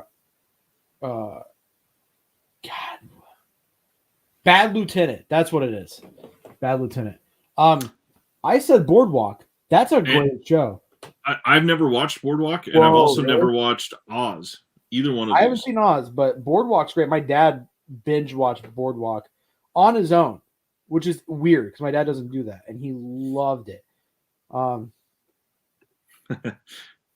Stendhal says, I get what you say about the fans of Peaky Blinders. I experienced the same thing. So I used to have a barber, and he's no longer around, and I love the guy, but his whole shtick at the barbershop was it looked like a Peaky Blinders set. Everyone had to dress like Peaky Blinders, and it's a little too much, man. Just cut my fucking hair. When I had hair is what I want to say. When I had hair. I really need to finish it. I started it. It could be one of those shows where like the first couple seasons or the first season just doesn't grab me, and then I eventually fall in love with it because I see stuff like I see scenes and clips on YouTube, and I'm like, God damn, that was cool. I really want to watch that, and I love that time period. Yeah, absolutely. And Tom Hardy plays a gangster Hasidic Jew in that show, and that's awesome. I didn't know Tom Hardy was in that. Tom Hardy's in Peaky Blinders. He's got a side character. He's like the head of like a crime organization. It's all Hasidic Jews. Yeah, it's Alfie. That's his name, Alfie. Huh. Yeah, I only knew about Cillian Murphy. Cillian Murphy's in the new Christopher Nolan movie. He's going to be a star. That's going to be a star, even though he was already in Christopher Nolan movies and a bunch of others. I meant that as he's going to be the star. Like in the movie that's got who else is in it?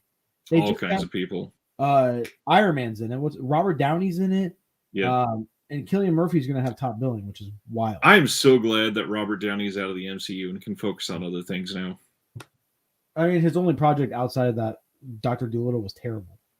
So he has made a lot of really good stuff throughout the years, though. Yes, and I'm glad to see him work with Nolan.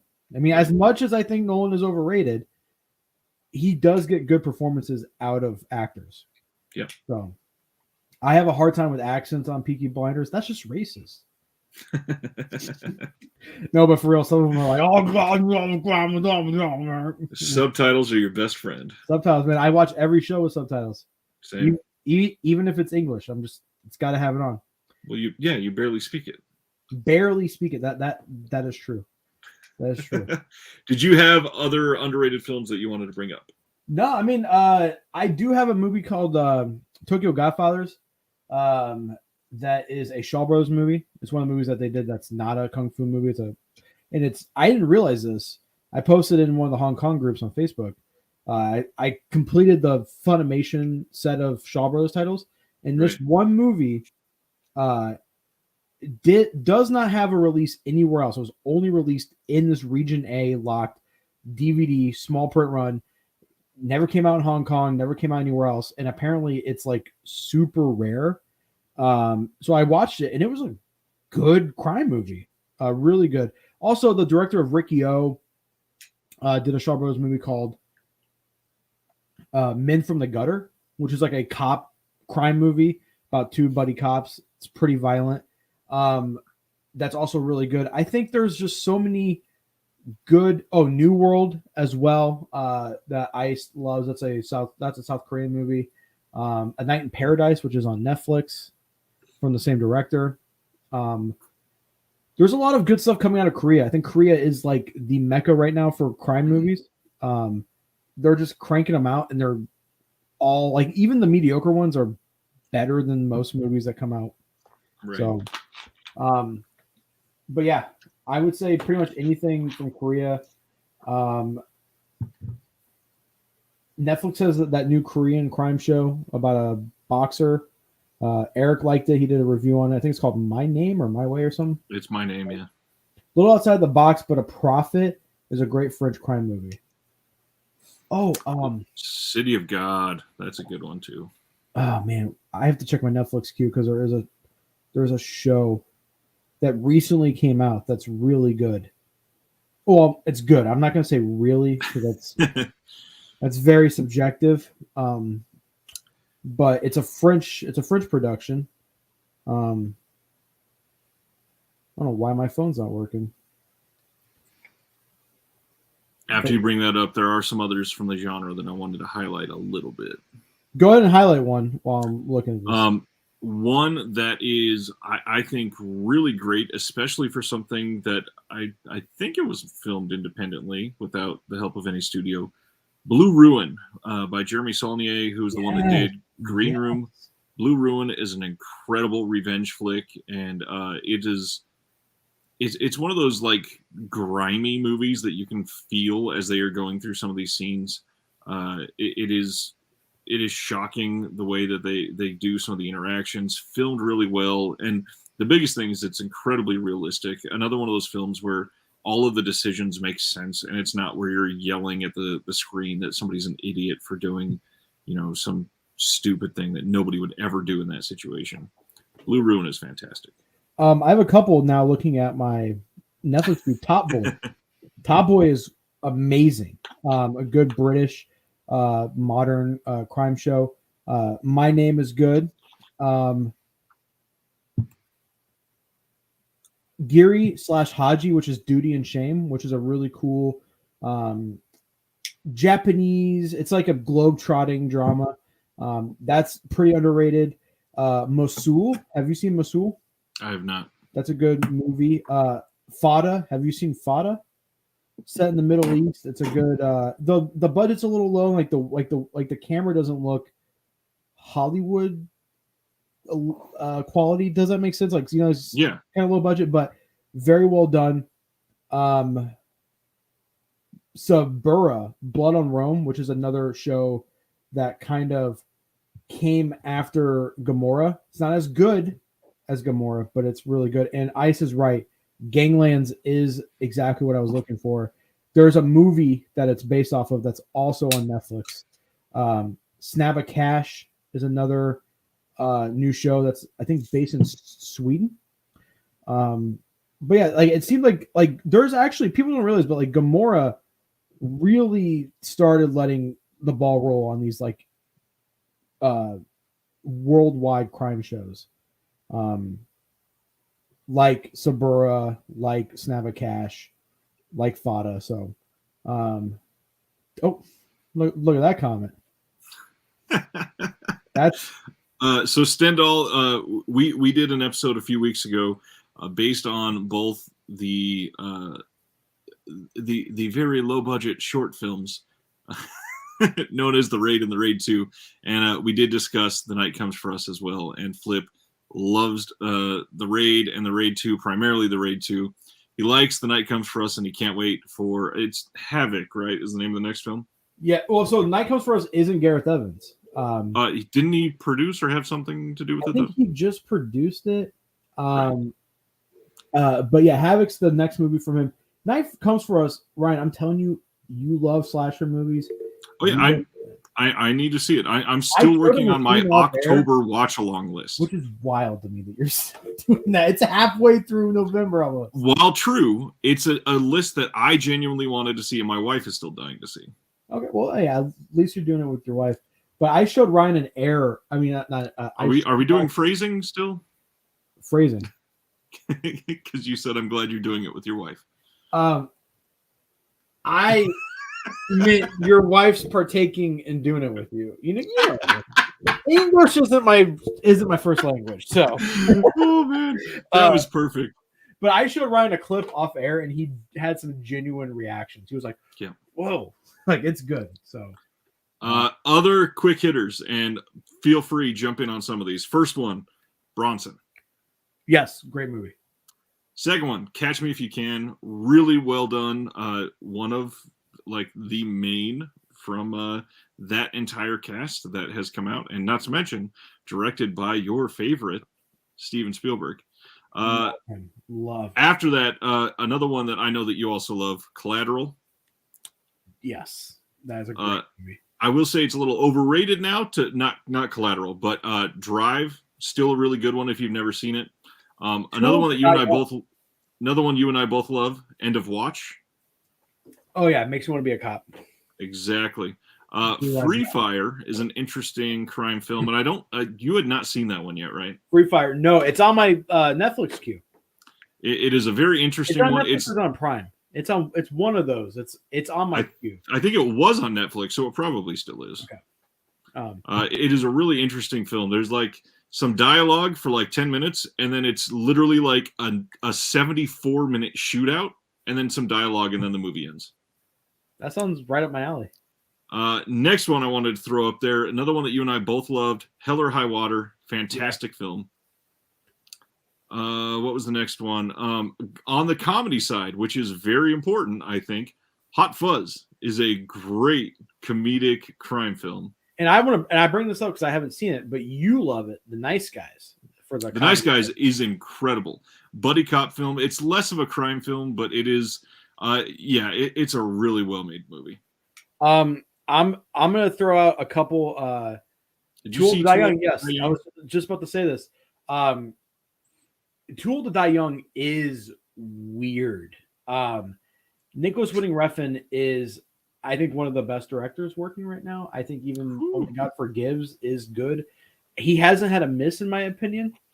Too Old to Die Young is, I don't know how to describe it because it's slow. Like even the way the characters move is real slow. It's like dreamlike.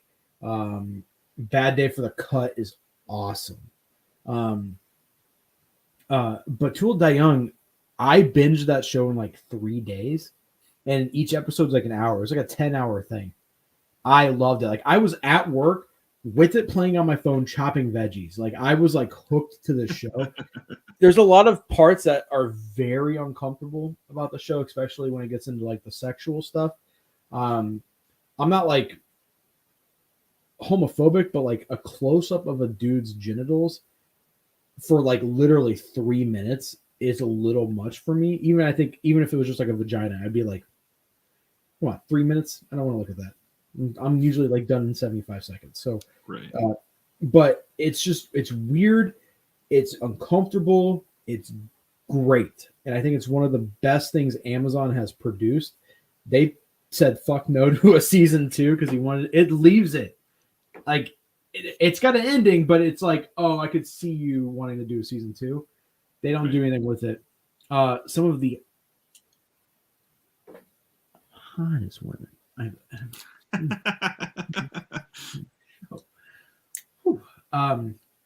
again, makes me want to be Mexican. Another Irish movie I want to talk about. I don't know what the English title is. It's either History of Violence or Calm with Horses. It's Calm with Horses was the English title, and it's on Netflix. One of the best things I've seen in 2021. It's phenomenal. It's sad. It's about a guy who is kind of like the heavy. They talk about how he used to be like a boxer. He killed someone in the ring, and he quit boxing. And you could tell that he's kind of mentally slow, and his son has special needs, and he wants to be a good father. He really wants to be a good dad, and wants to provide for his son and for the mother of his child. He does like one last job or something, and he ends up. And it's so good. The acting is so great. It's got, I can't think of the actor's name because it's his first like lead role, but he was a YouTuber at one point. But man, it's just one of the movies, and I think it only has a DVD release here in the States, which sucks. I want like a nice release of this. That one's super slept on. It's just I watched that movie and I was crying by the end because it's just like it felt like it left a hole in my heart. It was really sad. Another one that is very comedic but also played in earnest. If you have not seen it, I would put a priority on In Bruges. Yes. In Bruges is amazing. And then the last two things I wanted to mention, and that's because we literally talked about it every single episode, basically. Almost all of the films from Quentin Tarantino and S. Craig Zoller are all crime-based, and they are all pretty much amazing. S. Craig Zoller, he's, I got his book. I got one of his books right here that I'm reading. I hope this gets turned into, because this would be a good crime movie as well. I think he's one of the best writers of the modern era. He's so good. I don't ever read scripts, and I've read every one of his scripts. Night in Paradise, yes. Also, someone I think nerded the 80s said Revenger. Revenger is great as well. Did you get the interpretation of Yaritza and Diana as witches? I did not. I'm gonna have to go back and look at that. Yaritza is. Can you pull up Yaritza and Too Old to Die Young? Because holy guacamole! And I'm not saying guacamole because it's a Mexican dish. But that's not what I heard. You just heard racism. That's pretty much all I ever hear. I just did a microaggression. Yeah, can you pull her up on the images? Because this actress is fucking so good in this movie, dude, or in the show. And they pulled at one of the film festivals. I think it was like Toronto or something, or Cannes, some film festival. They showed the first 3 episodes of Too Old to Die Young as a movie. They were like, hey, here's this show, but first 3 episodes, 3-hour movie. Let's see, here's a good one.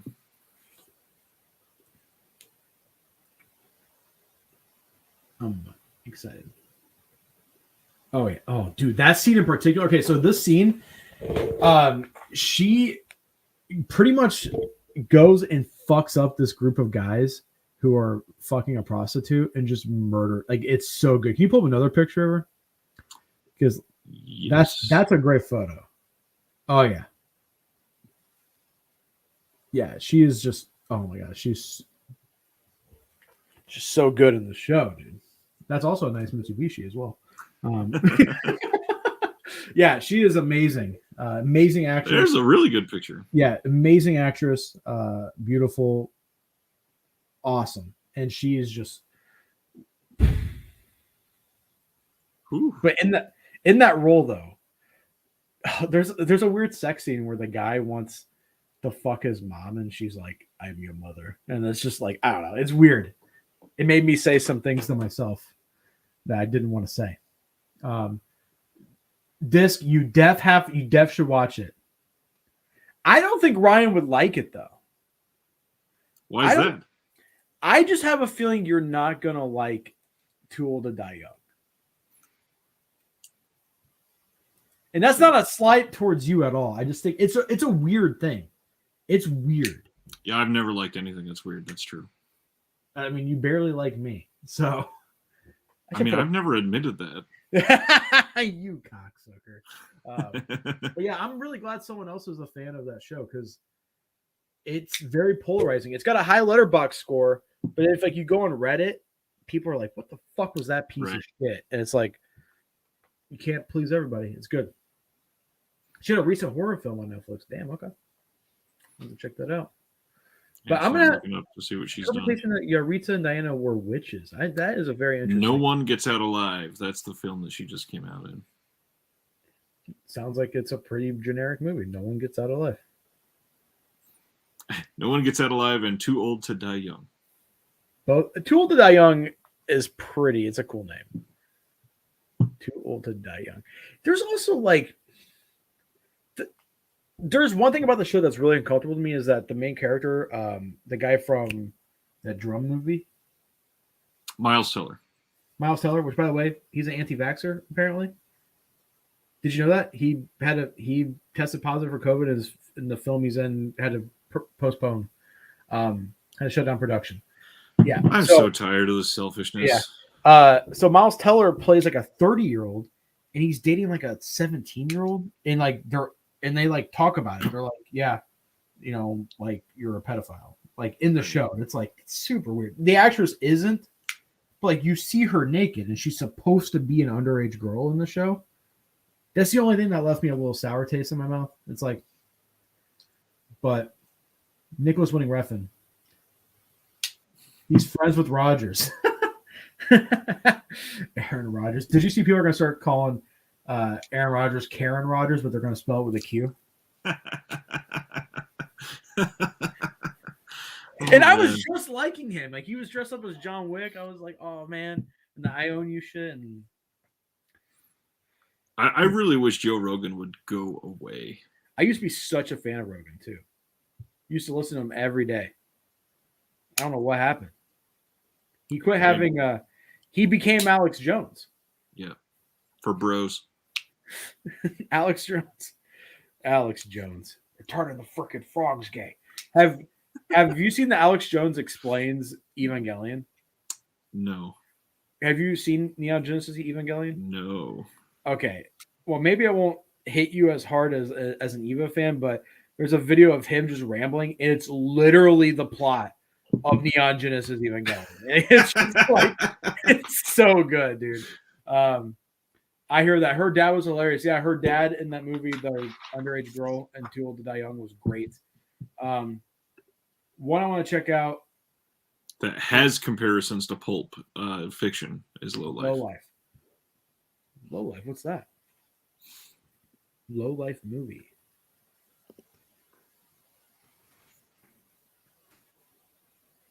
I feel like I've heard of it. It's got a Lucha Libre mask. Oh, that was put out by Shout Factory, I think. Was it really? Yeah. A ridiculously entertaining, worthy successor to Pulp Fiction. Damn. Where is... I'm going to add that to my watch list. Thank you, Ice. Ice, by the way, dude, Ice and I talk daily almost. Every single recommendation Ice has given me has been good. He has not given me a bad movie recommendation. Oh, yeah, Shout's releasing a Blu-ray box. You should buy that.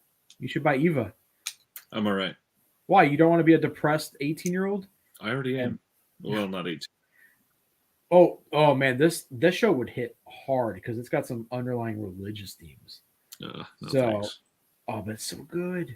I already want to kill myself. The giant robot, spoiler, is made out of his mom's embryonic DNA. So he's literally piloting his mom, and the monsters are angels. It's so cool, dude. Why am I hungry now?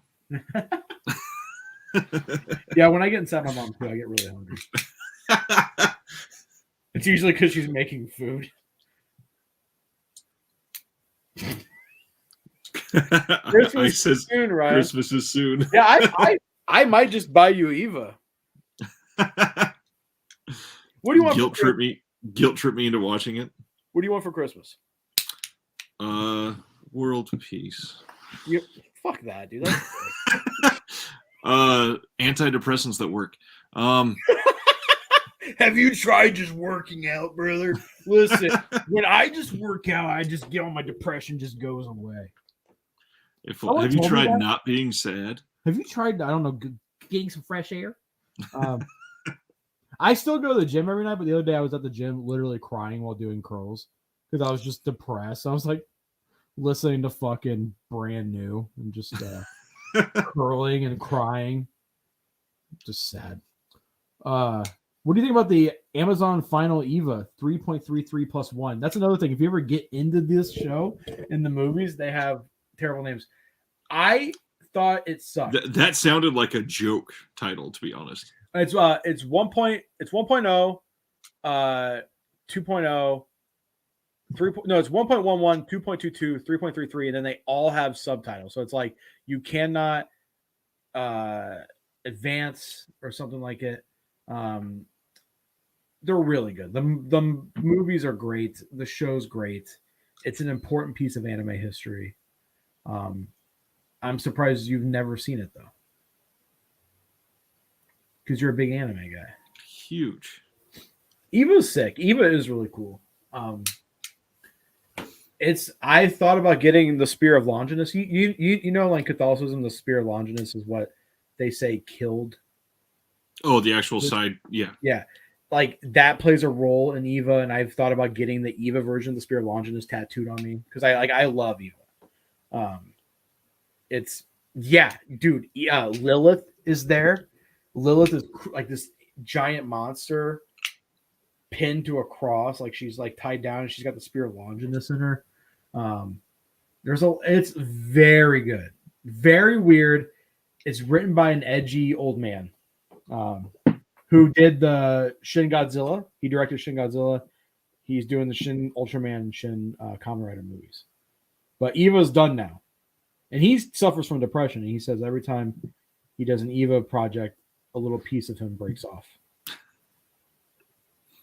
Yeah, maybe don't watch it if you're depressed right now, because it's fucking sad. I'm not depressed right now. Like, I'm depressed since the day I opened my eyes. Are your eyes really open if you haven't opened your third eye? Is that the yoni? It's this one right here. Okay. Hey, how can your eyes be open if our eyes aren't real? Didn't Jaden Smith tweet something like that out? You are so high right now. I'm not high. I just haven't gotten any sleep, dude. That makes sense. Work has been rough, and we're planning to reopen on the first of the year, and I'm like, there's no way we're able to do that. We have no employees. Are you still able to take a vacation this month? We are hoping to, because we have to remodel. So the vacation is going to be, half of it's going to be remodeling. Are your eyes mirrors? That's what it was. Are your eyes mirrors? What do you want to talk about now? You just want to shoot the shit about some random movies? Sure. What do you have this Zatoichi box set? Yes. Damn it. I was gonna get you that for Christmas. I already got someone else that for Christmas. Sent it to them and they were like, what the fuck? Why? And I was like, I can barely get my kids Christmas presents. why? Because they're just picky? No, I'm just poor. I'm poor too. But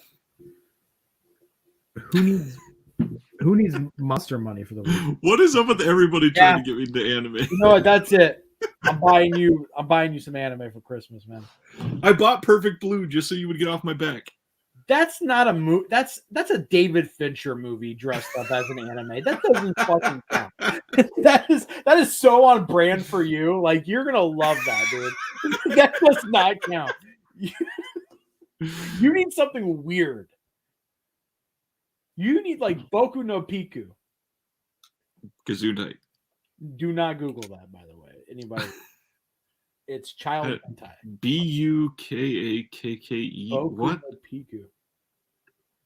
Oh, I was making a bukkake joke.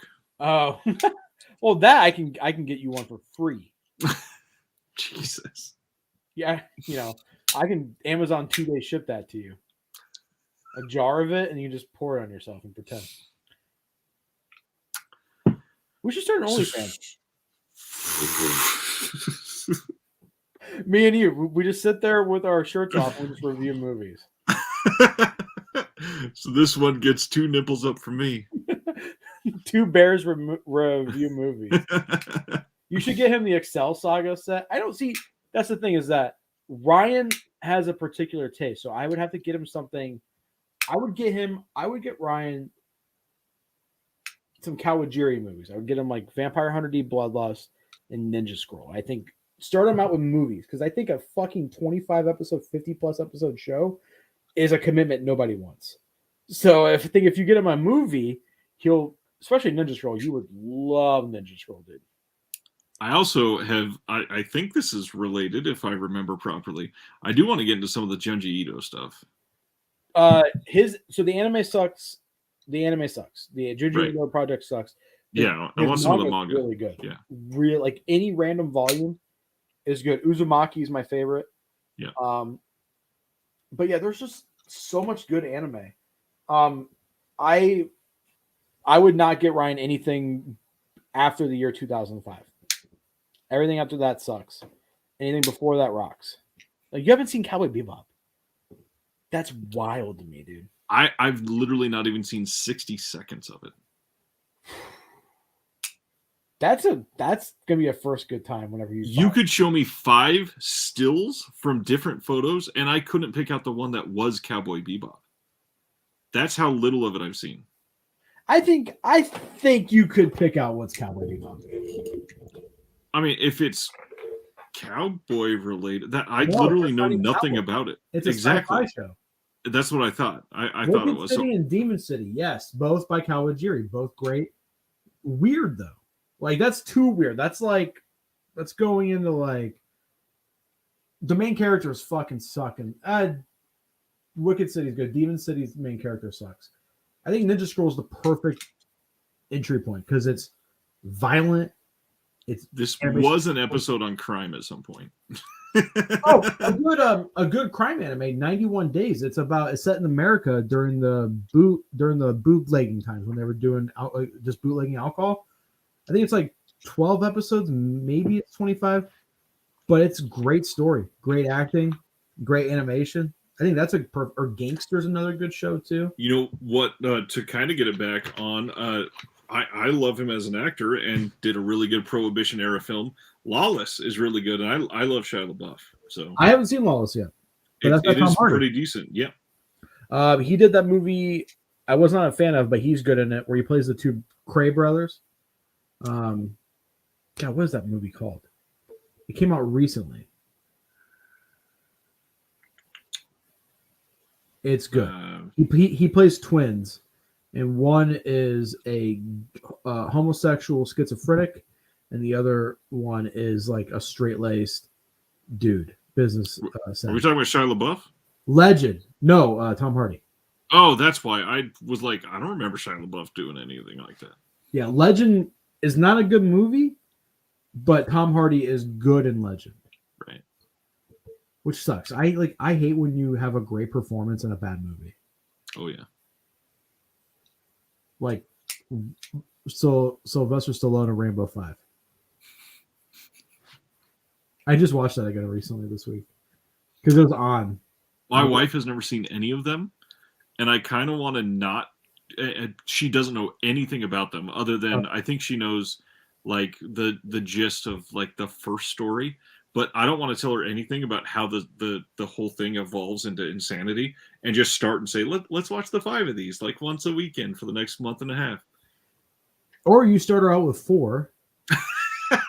The sad thing is, I think 4 will probably be the one that she likes the most. That's the best Rambo. Right. That's the best one. And I did the opposite. Taylor, when 5 came out, I said, Taylor, let's watch 5. And she was like, I haven't seen the first 4. I'm like, he's just a fucking badass army dude. And then we watched it, and she was like, this is a good movie. And I'm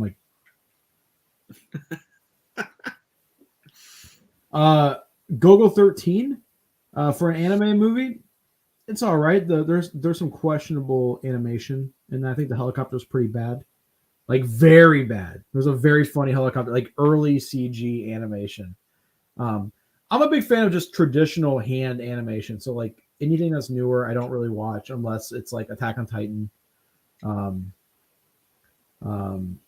I hate when an actor you like has top billing in the poster and appears as a cameo for 5 minutes. Akira is a good example. But top billing. What? There's a movie I watched recently. I can't think of the name, where the main actor was top billed and he like disappears or dies like really early on in the movie. And I was like, what the fuck? On the other hand, one that you kind of alluded to, I love how they did that with something like Scream, because they've really marketed Drew Barrymore, and then after 3.5 minutes, she was dead. The new Scream? No, the actual original. The original? Yeah. What's your favorite Drew Barrymore performance?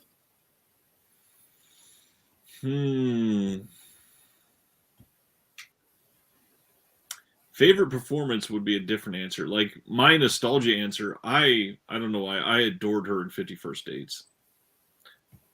Favorite performance though, that's a I think tough she's. one. I mean, I think she's amazing in Interview with the Vampire. Just creepy as fuck as that little girl.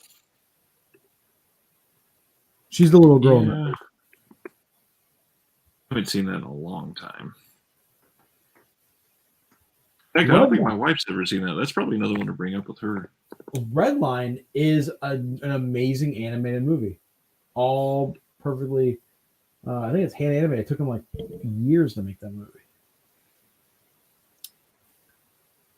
Wow. Let's see. Best Drew Barrymore film.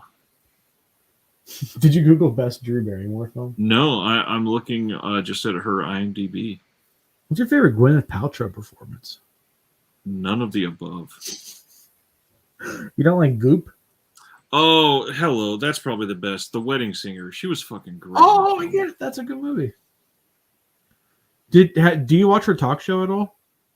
I've seen some clips, but I'm really not up on stuff like that. Oh shit! Kirsten Dunst. Is Kirsten Dunst the little girl in Interview with the Vampire? It might be Kirsten Dunst. That sounds more right to me. Oh my god! See, white women all look the same to me. I can't tell the difference between Kristen Stewart and my wife. They look exactly. That I wouldn't agree with. Kristen Stewart is fucking phenomenal. She's amazing. It's so weird that all these child actors or like young actors that are in bad movies or franchises all turned out to be phenomenal actors. Like if you were to tell me when Twilight was out that Robert Pattinson would be my favorite working actor right now, I would be like, bro, that's stupid. Yeah. But he's awesome. Kristen Stewart, she's in that. Did you watch that underwater movie she's in? Literally called Underwater. Yes, that I watched that in theaters. That's such a good movie, dude. It really is. And yes, it is an Alien ripoff, basically, but it's so well done. And my favorite thing about that movie is it starts with an accelerated heartbeat like 45 seconds after it starts. And never lets up.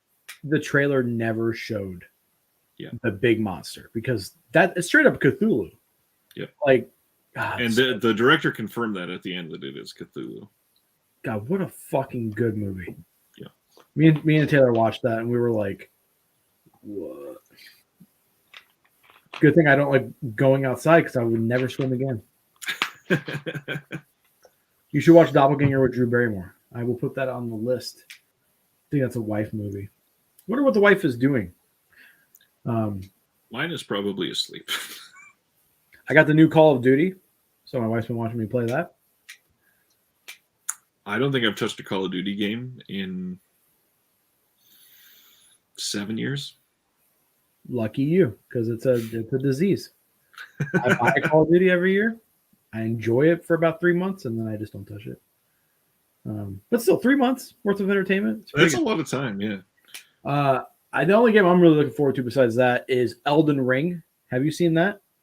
The tattoo I have on my arm? It's the same company that made the game.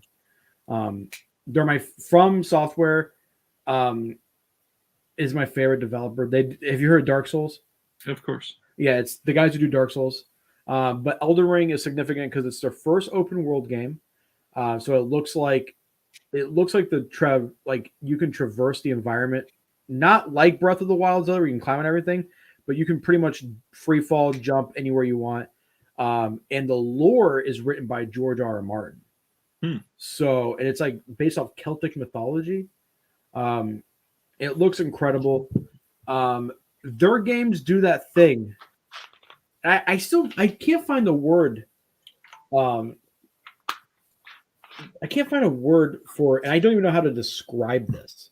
I really don't know how to describe this feeling, but there are certain movies and certain games that give me like a feeling of like it's an alternate timeline to like our time. Like I can't really put into words what I'm trying to say, but all their games have a similar vibe and feel, and like that vibe and feel I fucking love. Nice. So it was supposed to come out on my birthday. and then it got pushed back a month. So I'm pissed because I was going to take my dirty 30 off to play Elden Ring. I still can't believe you're not 30 yet. 2 months, man. I'm gonna be 30 soon. I'm gonna be a big boy. I'm gonna be all mature. I'm gonna quit with the dick jokes and the fart jokes. And you say 2 months? Is it in January? I thought it was in December. January 29th.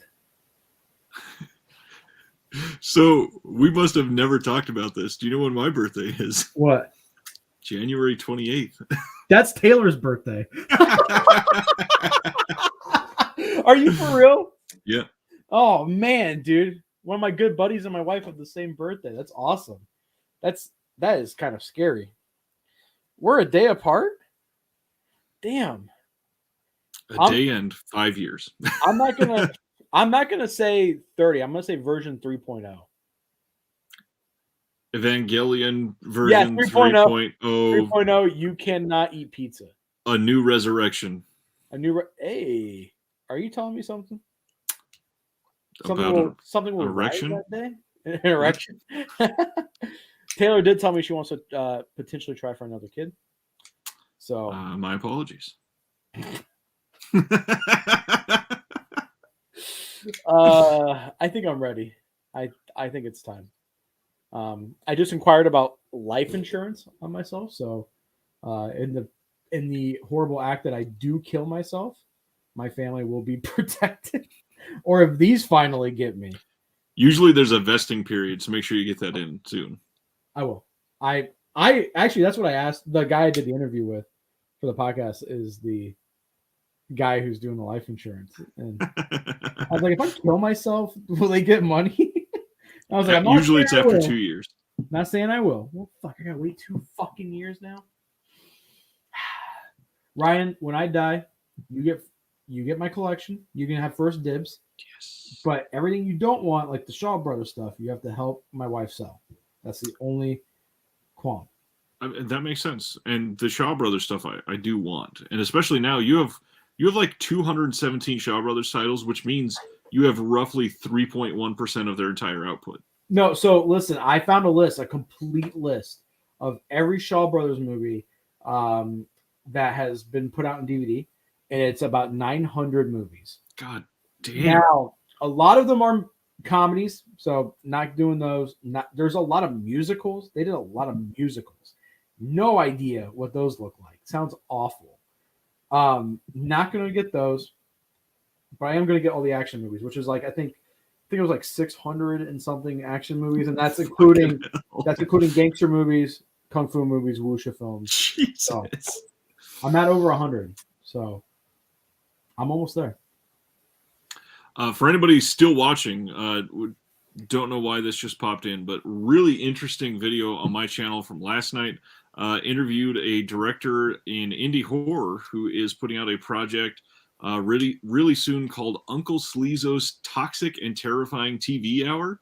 And it is very similar to the WNUF Halloween special, where they're doing actual filmed commercials and TV spots and all that. And it's an anthology film. Really cool. You can get limited edition Blu-ray and all that. There's all kinds of links on that video. But interview last night was fucking great. And it just another one of those moments that I wish I had free time and money and could go write and film. Yeah. I would love to do that. I would love to make a movie too. Did you ever do any shorts when you were younger at all? Oh yeah, my friend Dakota and I. There's a couple short movies I actually have directed that are just lying around somewhere. There's one where I played, since I was really fat. We like put like fake intestines on my gut, and like I was like wielding 2 machetes that were real machetes. So like we had to choreograph a sword fight with machetes, and we were like, all right, we have to like go really slow. So we undercranked it. We were like going like this, and then we sped up the footage. We did a movie where we were both buddy cops. Yeah, we used to do stupid shit like that all the time as kids.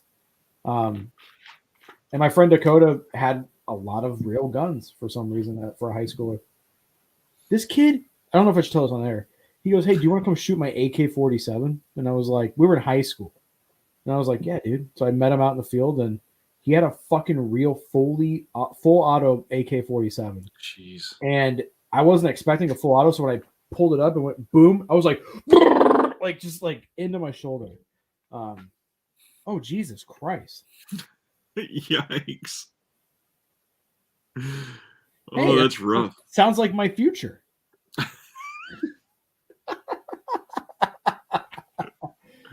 Oh man. No, that is scary. If you're ever around me and you happen to fall on your face, I just want permission now. Is it kosher for me to say, can somebody please Filippo him over?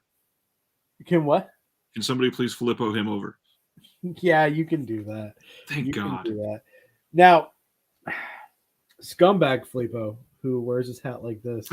Now, we used to do skits, and I had a character who would wear his hat like this, and my friend drove a Subaru, and I was like, that's just such a like dude who fucks high school girls' car. So like it was a skit about a guy who's like in his 30s, but I was like 17 at the time, who would wear this, show up at parties with like fake weed, and then be like try to fuck all the underage girls. And every time I do this, I'm just like, yeah, it's a scumbag. I've never met somebody who wears this hat non-ironically. Also, if someone has a Calvin peeing on something sticker on their car, They're awful people. I cannot be your friend. That's a red flag. That is a red flag. Nobody can rightly and in earnest just ruin the good name of Bill Watterson and get away with it. Yeah, what chapter is that where he just starts peeing on things and becomes an evangelical Christian? Where's that chapter in Calvin and Hobbes? I want to see somebody like in earnest. Calvin in the Book of Jobs. Book of Jobs. I want to see somebody in earnest, like driving to church with a Calvin peeing on sticker, and what he's peeing on it says like homos or something, because that's that's what a Christian there would do. Peeing on the Quran. Or it literally says Allah. Oh my God. Like they're not both Abrahamic religions. I feel like we just became millionaires. We need to make that sticker. People would would unironically buy those. Even though Allah is the same fucking God as the oh my God. That's so good, Ryan. That's so good. Oh man. That's a red flag. I cannot be friends with somebody. I should get one, and it's just Tarkovsky.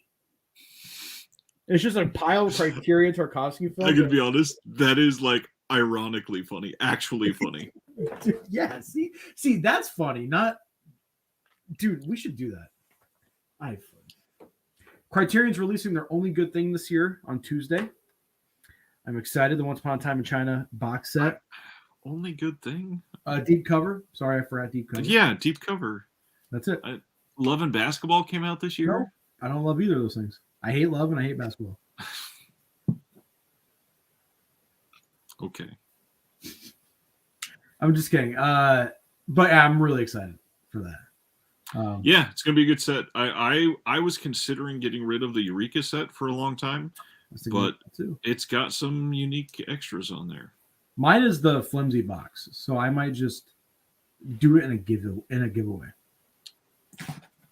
Because there is a hard box that they did, and then there's a flimsy box. That's the flimsy one. That is the I didn't know they did a different one than this. So that's the reissue. The original one had like a hard box, very similar to Arrow. This is trash. Yeah, it's trash. Yeah, fuck that. Fuck Eureka. Worst thing ever. Worst company. Hate Eureka. Like I haven't been buying almost every fucking release this year. Memories of Murder is good, but the color grading is terrible. I've been trying to get my list together for the end of the year when we do our video, and Criterion's got more titles than I was expecting, but that one car white set, it's like, do I include that? Because all those movies in that set are phenomenal, but it's like, it's just what they did with those transfers. That's the first time for Blu-ray Once Upon a Time in China in the States. I believe it's the first time for the For some of them. Some of them. So Yes. it's the first 4 movies, and then as a bonus feature, it's Once Upon a Time in China and the West. Yes. As a bonus feature. But it's a beautiful looking set. I love what they did with the art. I think it's gonna be similar. Do you think it's gonna be similar size to Bruce Lee or Lone Wolf and Cub? I expected Bruce Lee, basically. That's what I was thinking too. Which I'm pretty excited for. It's just box set fatigue. But I will say I am planning on picking up a second copy of a certain box set coming out soon, and we will be doing a giveaway on the channel. Which one comes first is mine. So whatever comes second is when we'll give it away. That's why I'm very impatient. And I will throw in the Eureka Once Upon a Time in China box set in the giveaway. So you're going to get a Joseph Quo Cinematic Vengeance box set and the first, I think it's the first 3 movies, right? In the Eureka set, plus the special features of this. It's a 4th one. I think it secretly has the 4th one.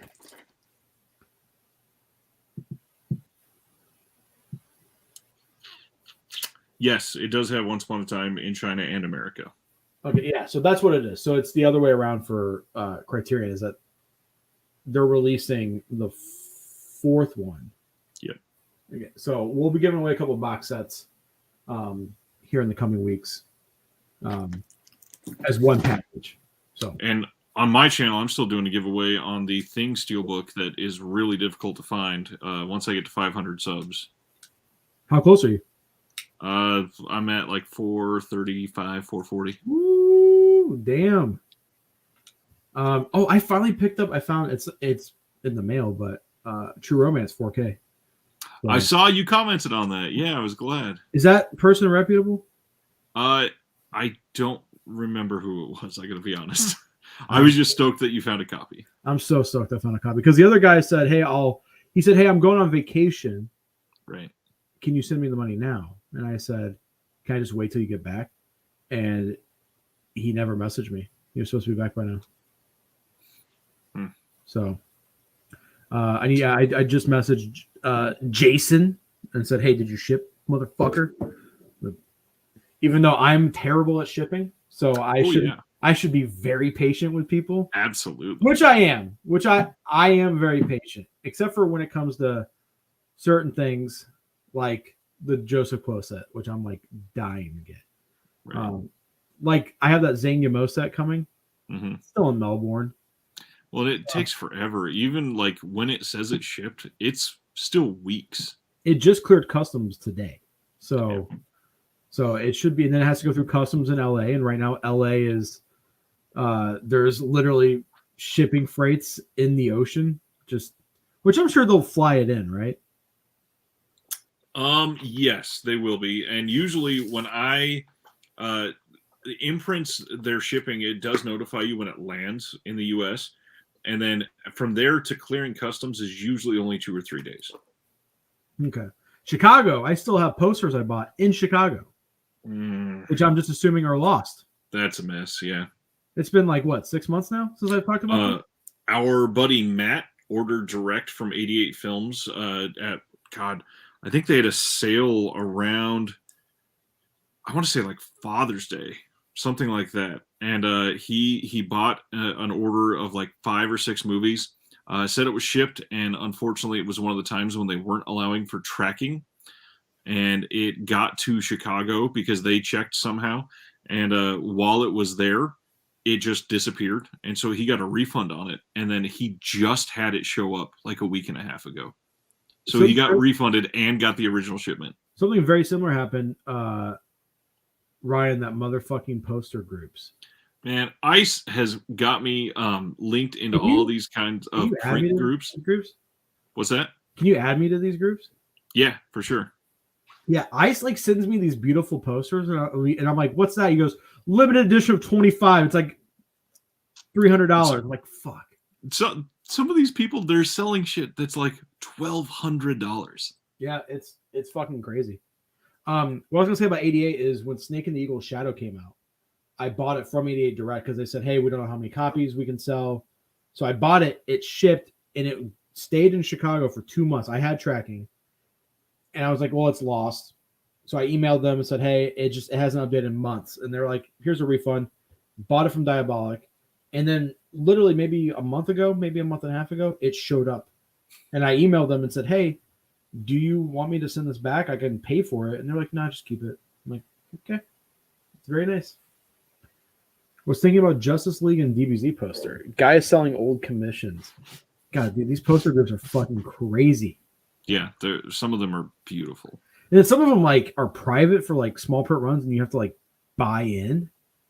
Yeah, you have to join a separate Facebook group to show that you're willing to buy in, and then you turn in an art commission fee, and then when it's ready to ship, then you pay the second half.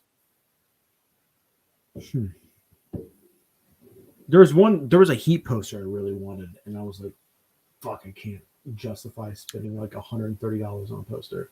My issue is since he added me to all these groups, I did buy one poster, but a Halloween print, of course, 'cause I'm a basic bitch. But I also have a closet in my movie room, and half of it is full of I literally have like 50 poster tubes of stuff that I need to hang, and I just have no more room. And the other thing is I have no frames. I still haven't framed my signed RZA poster of the 5 Deadly Venoms. I need to get that signed. It's just sitting up there. It sucks. I just got in the autographed Elvira poster from Scream Factory. Just add it to the heap. I've got like 7 limited edition screen prints from Vinegar Syndrome, and I have 2, I think, hanging in my entire house. So, and I'm asking this like not in like a mean way. What's the point of collecting posters? I personally, I do have a plan. I am buying, hopefully before the end of the year, one of the portfolios that literally you can flip through and look at all of them that are 24 by 16 or smaller, which most of mine are. And then eventually, I know that you've not seen pictures of the entire house or anything like that, but the wife and I have already discussed, once the kids are past like they need a playroom type of age, I get the playroom, and all of this movie room will be in the playroom, and it is about 4 times the length of this room. Whoa. And I will be able to put up a lot more posters. Damn, Ice has a signed RZA 36 Chambers poster from Mondo. That's pretty fucking rad. That's a nice one. Cool. Yeah, pretty much all the posters from 36 Cinemas. I'm like, I really want. And then I just love whoever did the art in old Hong Kong movies and old spaghetti westerns.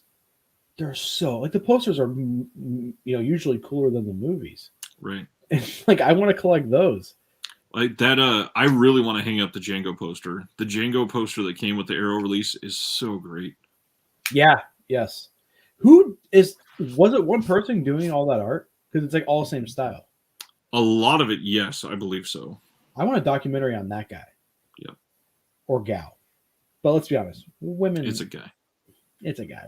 All the good things come from men. Yeah. Name a good thing a woman has done.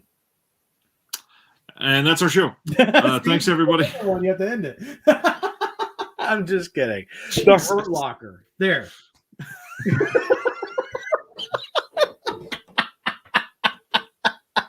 The Hurt Locker? Yeah, Catherine Bigelow. Come on. I mean, wow. It's the first thing that comes to mind when someone says, name something good a woman's done. Hurt Locker. I mean, you could have at least said me speaking on your behalf. I came from my dad. I think that statement through. The best thing a woman has done. Has done. And then you said me. Or I was saying for you to say me. And you said I came from my dad. Not me. My mom smoked while she was pregnant with me. I'm not talking about parents. Your parents have, unless there's something you're not telling me, your parents have not done you. Oh, you're talking about my wife? Jesus fucking Christ. Okay, everybody, that's real. I'm actually confused now. Yes, you said, what is the greatest thing a woman has done? Oh, I thought, wow. I am slow today. Yeah, that was a very obvious statement. Well, her film with The Endless was really good. See? Name. All right, Ryan, ready? Name a good movie directed by a woman. Go. A good movie? I'm just kidding. The best one I've watched recently is probably Under the Shadow. And then another one that I'm about to watch that is a rewatch for me, but not for my wife. Is it within arm's reach? It is. All right, I flip. I don't think you've seen this one. Or you know what? Maybe you have. I think I brought it up on the show before. A Girl Walks Home Alone at Night. Yes, that's a great This movie is fucking amazing. Yeah. It is so beautiful. I love that cover, too. Yes, absolutely. And I don't know if you ever paid attention on eBay. This thing came out, and this was literally going for like $120. Wow. Like the good, the bad, and the ugly slip. I have because that slip. The slipcase supposedly sold out, and they were just they were selling a regular case version of the disc. I have that with the slip. I should sell it. I don't know if it's still going for that price, but for a long time it was. It was a very pricey release. Oh shit! I touched my eyes and I forgot before we did a stream. I ate tacos and I have spices in my eyes now. Tacos. I've been on a really hardcore diet all week and I lost about 8 pounds. And this last 2 days on my day off, I have pigged the fuck out. Had a couple cheeseburgers, ate like 8 tacos today, had ice cream, and then back to the diet tomorrow.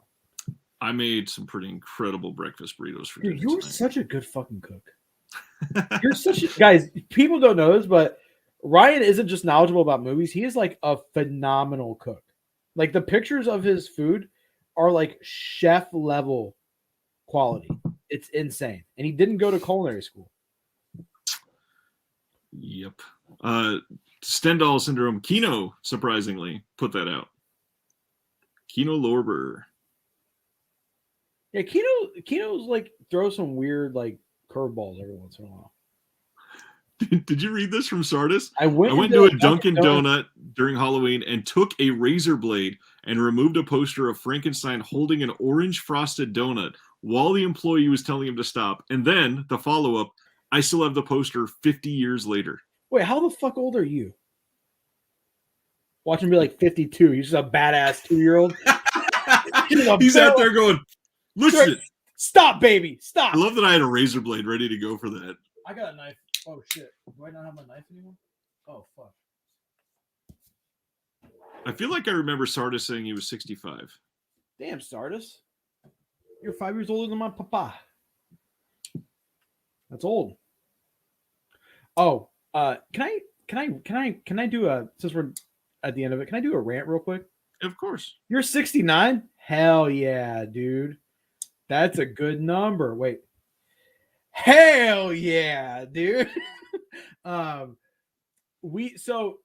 before the pandemic, we gave out senior citizen discounts and military discounts, even though, so this guy pulls up, he's driving like $100,000 Escalade, very well to do. And this is about 2019. He goes, "Hey, you guys give military discounts?" And we're like, "Yeah, you saved $3. Woo." And then he kept doing it. And, eventually he started doing it on delivery, and he lives in the richest subdivision in town. So he came in about 6 months ago, and he hasn't been back since, but he goes, "Can I get a military discount?" And I said, "Sir, no, like, we're not doing well since the pandemic. Sorry." And he goes, 2.5 hour wait. You guys aren't doing good.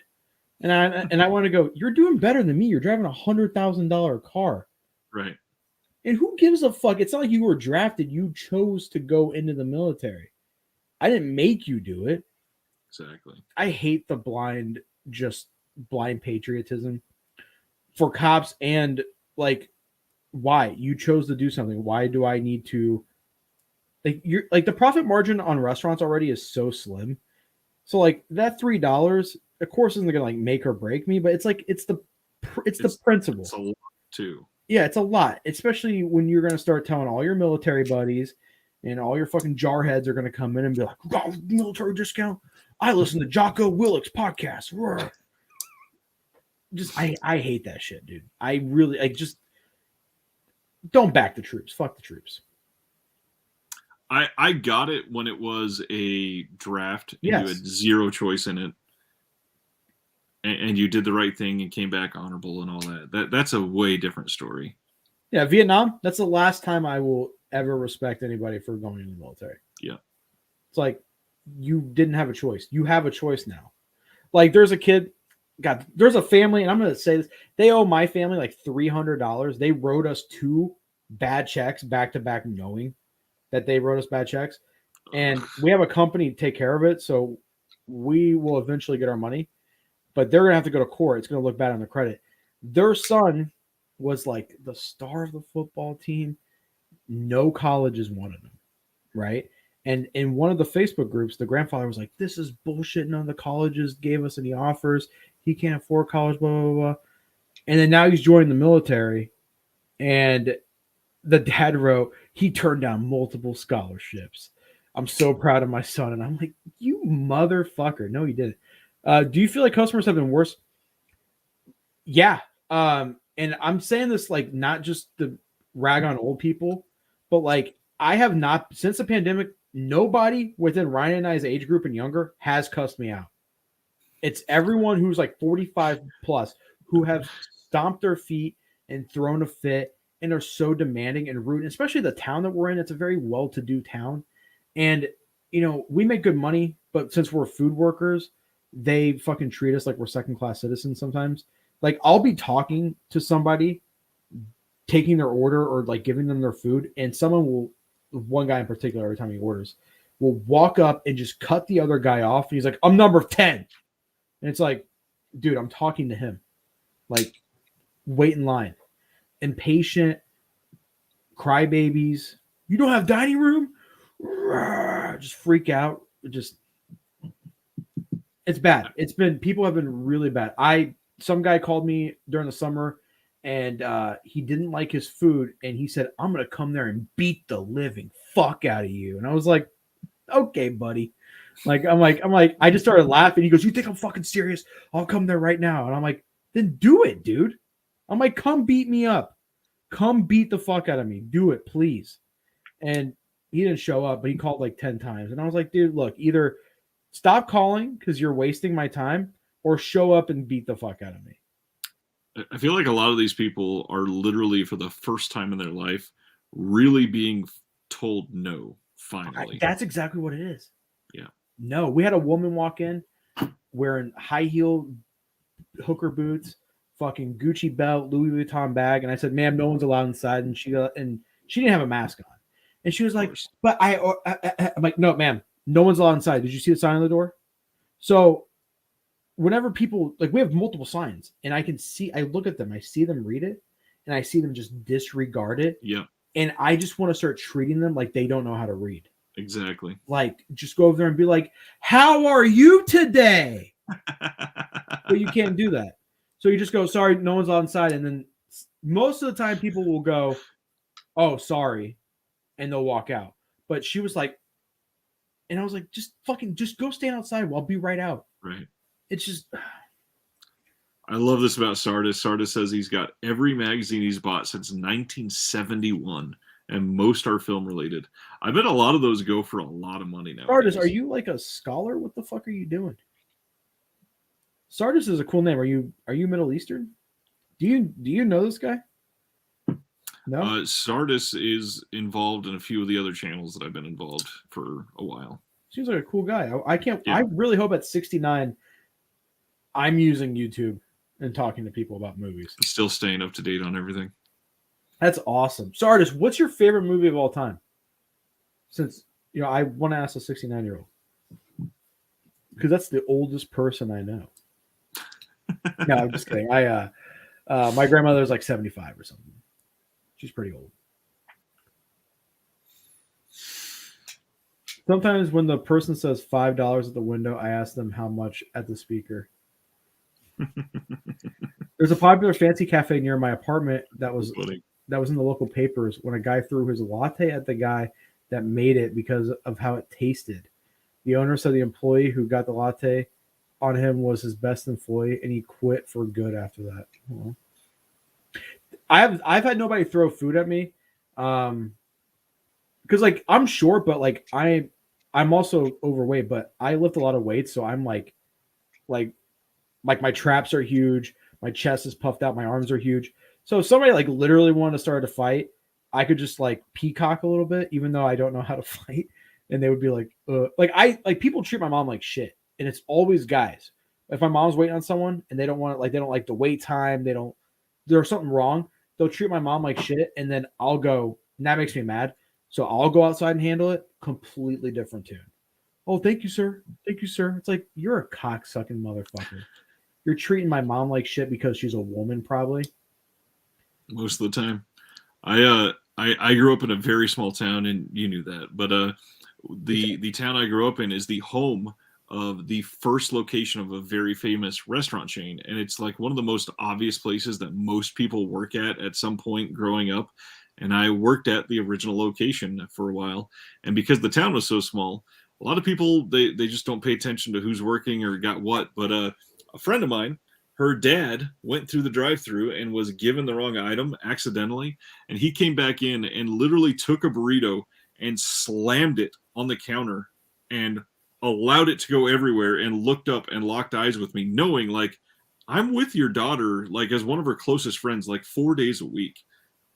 And it was the most embarrassing thing to have that person around you after that. What'd you do? Did you say anything? Not to him. And really, I think that was the better move, just to allow him to have that inner turmoil of shame. I have never, like, also writing negative reviews for something that you didn't like. Right. Like a movie, I get it, but like a mom and pop business, I give restaurants a 3-point rule. Is if I order something and I didn't like it, maybe it's just that thing, and I'll go back 2 more times. And if I don't like it, you know what I do? I just shut my fucking mouth. Right. Time Machine, the original, sci-fi from the 50s and 60s. That is the nerdiest thing I think anyone's ever said. However, it is a good choice. And then I'm sure you don't mind sharing this. Nerd of the 80s says, I'm a foodie. Where's your restaurant and what's the name? It's Filippo's Pizza in Mahomet, Illinois. There's one in Monticello, which is the original. It's my grandparents. Now it's my aunt and uncle. Then my other uncle owns the one in Mount Zion. And they're all a little different. Like, because everything's homemade, so whoever owns that one changes it just a little bit to their preferred style. I'm trying to find a picture. We had a really cool employee not too long ago come and bring me some guns I could just hang out and play with. You see that? Nerd of the 80s is pretty close to both of us. In St. Louis, damn. I'll have to come. I used to throw dubstep shows in St. Louis with my record label every Monday years ago. And it was some of the most fun I've ever had in my life. And then I got married. And how do you spell it? It's Filippo apostrophe S. We don't have a dine-in. So if you do travel up here, which I've had a couple people when I was doing anime and manga, did I tell you that I had somebody come into the restaurant when we had dine-in and take a picture of me? That's the weirdest thing that I think has ever happened. I can't find this fucking picture, dude. I agree with that, Sardis. He says childhood films always have a special place for me. There's a lot of things that, looking back now, are just terrible films, but I still love them just because of when I watched them, for sure. But there's also a lot of films. I watched one this week that I'm so glad still holds up. God dang, the original Addams Family is so good, from 1991. Everything about that movie, it's so well acted. And I'm curious, answer this question, Filippo. Okay.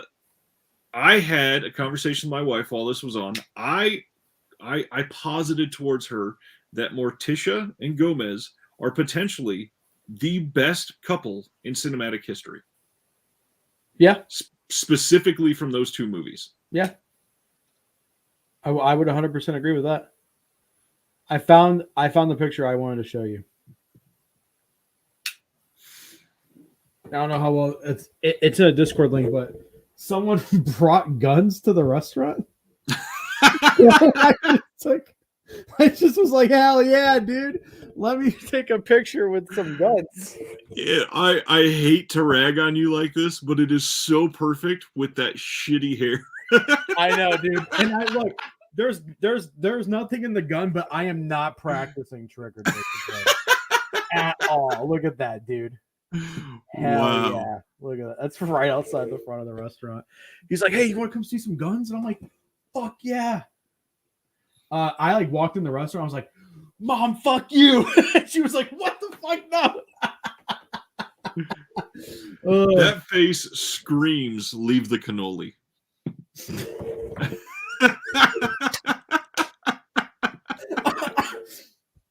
Oh man. Oh man. That See, hurt. Sardis, things like this, there are so many people that are entitled about our community nowadays that I just want to shove comments like this down their throat. I mean, it is obvious, and honestly, it's probably even before your time, Flip. There's certain things like the BMG Music Club in the 90s where you would sign up and get, 12 CDs for the price of 3 and fill it out on a sketchy postcard and send it away and pray that you got something back in 7 months. Yep. And these people are like, the massacre video order I put in 2 months ago hasn't shipped yet. I'm putting in a PayPal dispute. I'm starting a Facebook page and we're suing Arrow. We're going to sue Arrow Video. They need to be held. Like, that dude's a fucking loser. I called him a loser. He posted in one of the groups and I just wrote, are you the loser that started the Facebook group? Oh my fucking God. Weird hours. And the pizza looks delicious. My food rule. Always eat at places with weird hours. Food is godlike. Thank you, man. Yeah, we everything's homemade. And we have weird hours. We were supposed to close at 11 since the pandemic. We used to close at 1.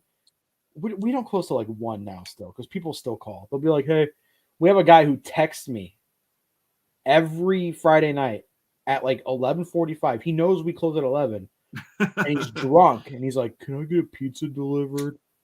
I'm like, sure, you fucking incel. What do you want? Columbia House VHS of Star Trek, which cost, dude. So people, the same way with anime used to be $60 for 2 episodes. That's 40 minutes.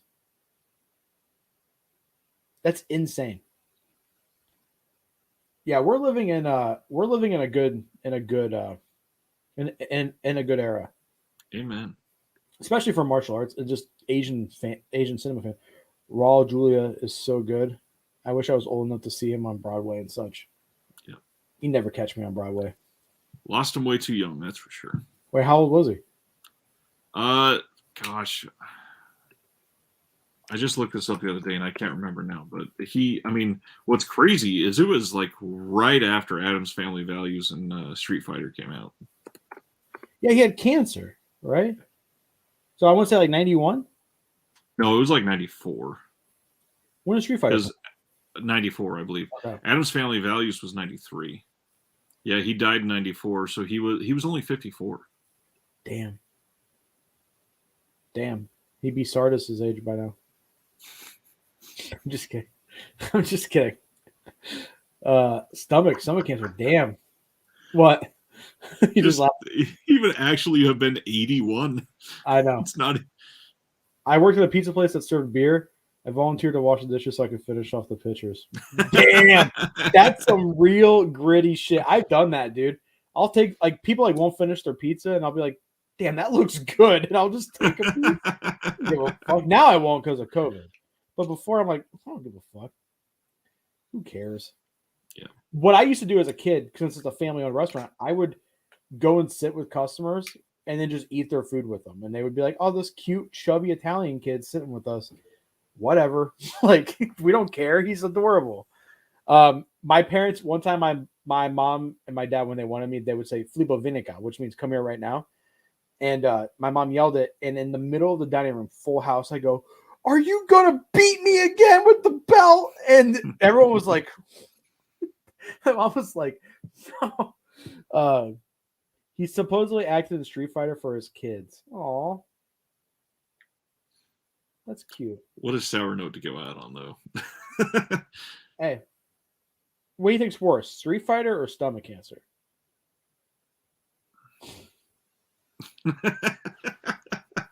I mean,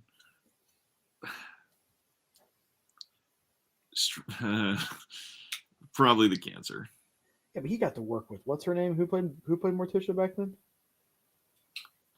Angelica Houston. Yeah. Right after the Witches, even. Dime. Easily, especially in Addams Family. Oh my. Big titty goth girlfriends, man. Did that start? Did like Elvira or Morticia start that? Probably more Elvira for sure. Oh yeah, but Morticia's like she's like the predecessor. She's the embodiment of. Yeah. Have you seen the girl from Game of Thrones dress up as Morticia? No. Okay. Who's the one that's married to the Jonas brother? I have no clue. Hang on. You need to pull this up on there. I have. Wait, Priyanka Chopra? What the fuck are you saying? What was that? Did you just sneeze? Okay. Oh, man. Look up Sophie Turner. Oh, that one. And pull it up on stream because it's Sophie Turner Morticia? Yeah. Okay.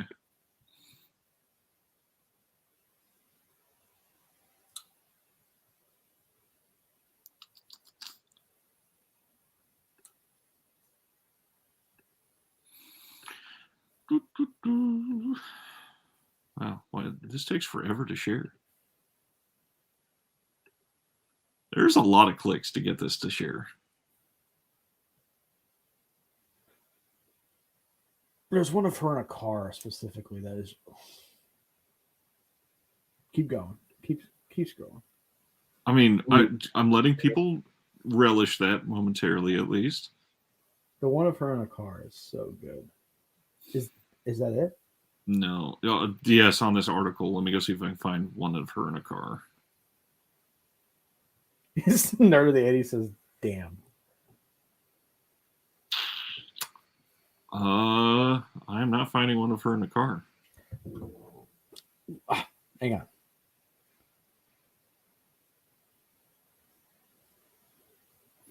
If you type in Sophie Turner Addams Family, and you go to images, it's like 1, 2, 3, 4, 5. It's the 6th one down.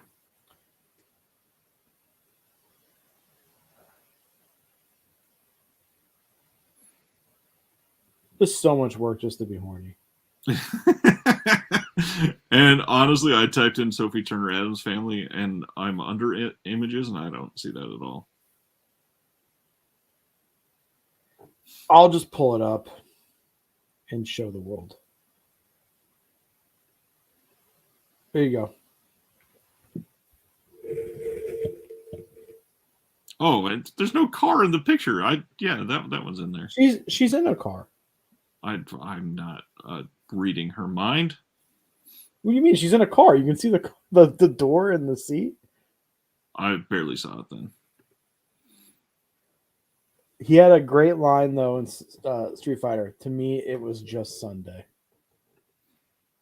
Oh yeah, that's right. He's like, I come into your village, I fuck your shit up.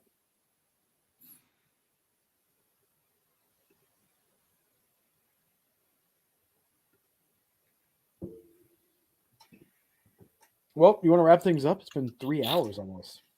Jesus. Now we're getting in the horny hours. I'm gonna go watch a movie and go to the gym. And I'm gonna go, or just go to the gym and then go to sleep. I have to get up at 8:30. Fuck. I should probably sleep more in my life. You should. I feel like, if you just slept more, maybe went outside, you wouldn't be depressed. Have you tried not being outside? Oh man. Well, thanks everybody for hanging out tonight. It's been a good one. Love all of you guys.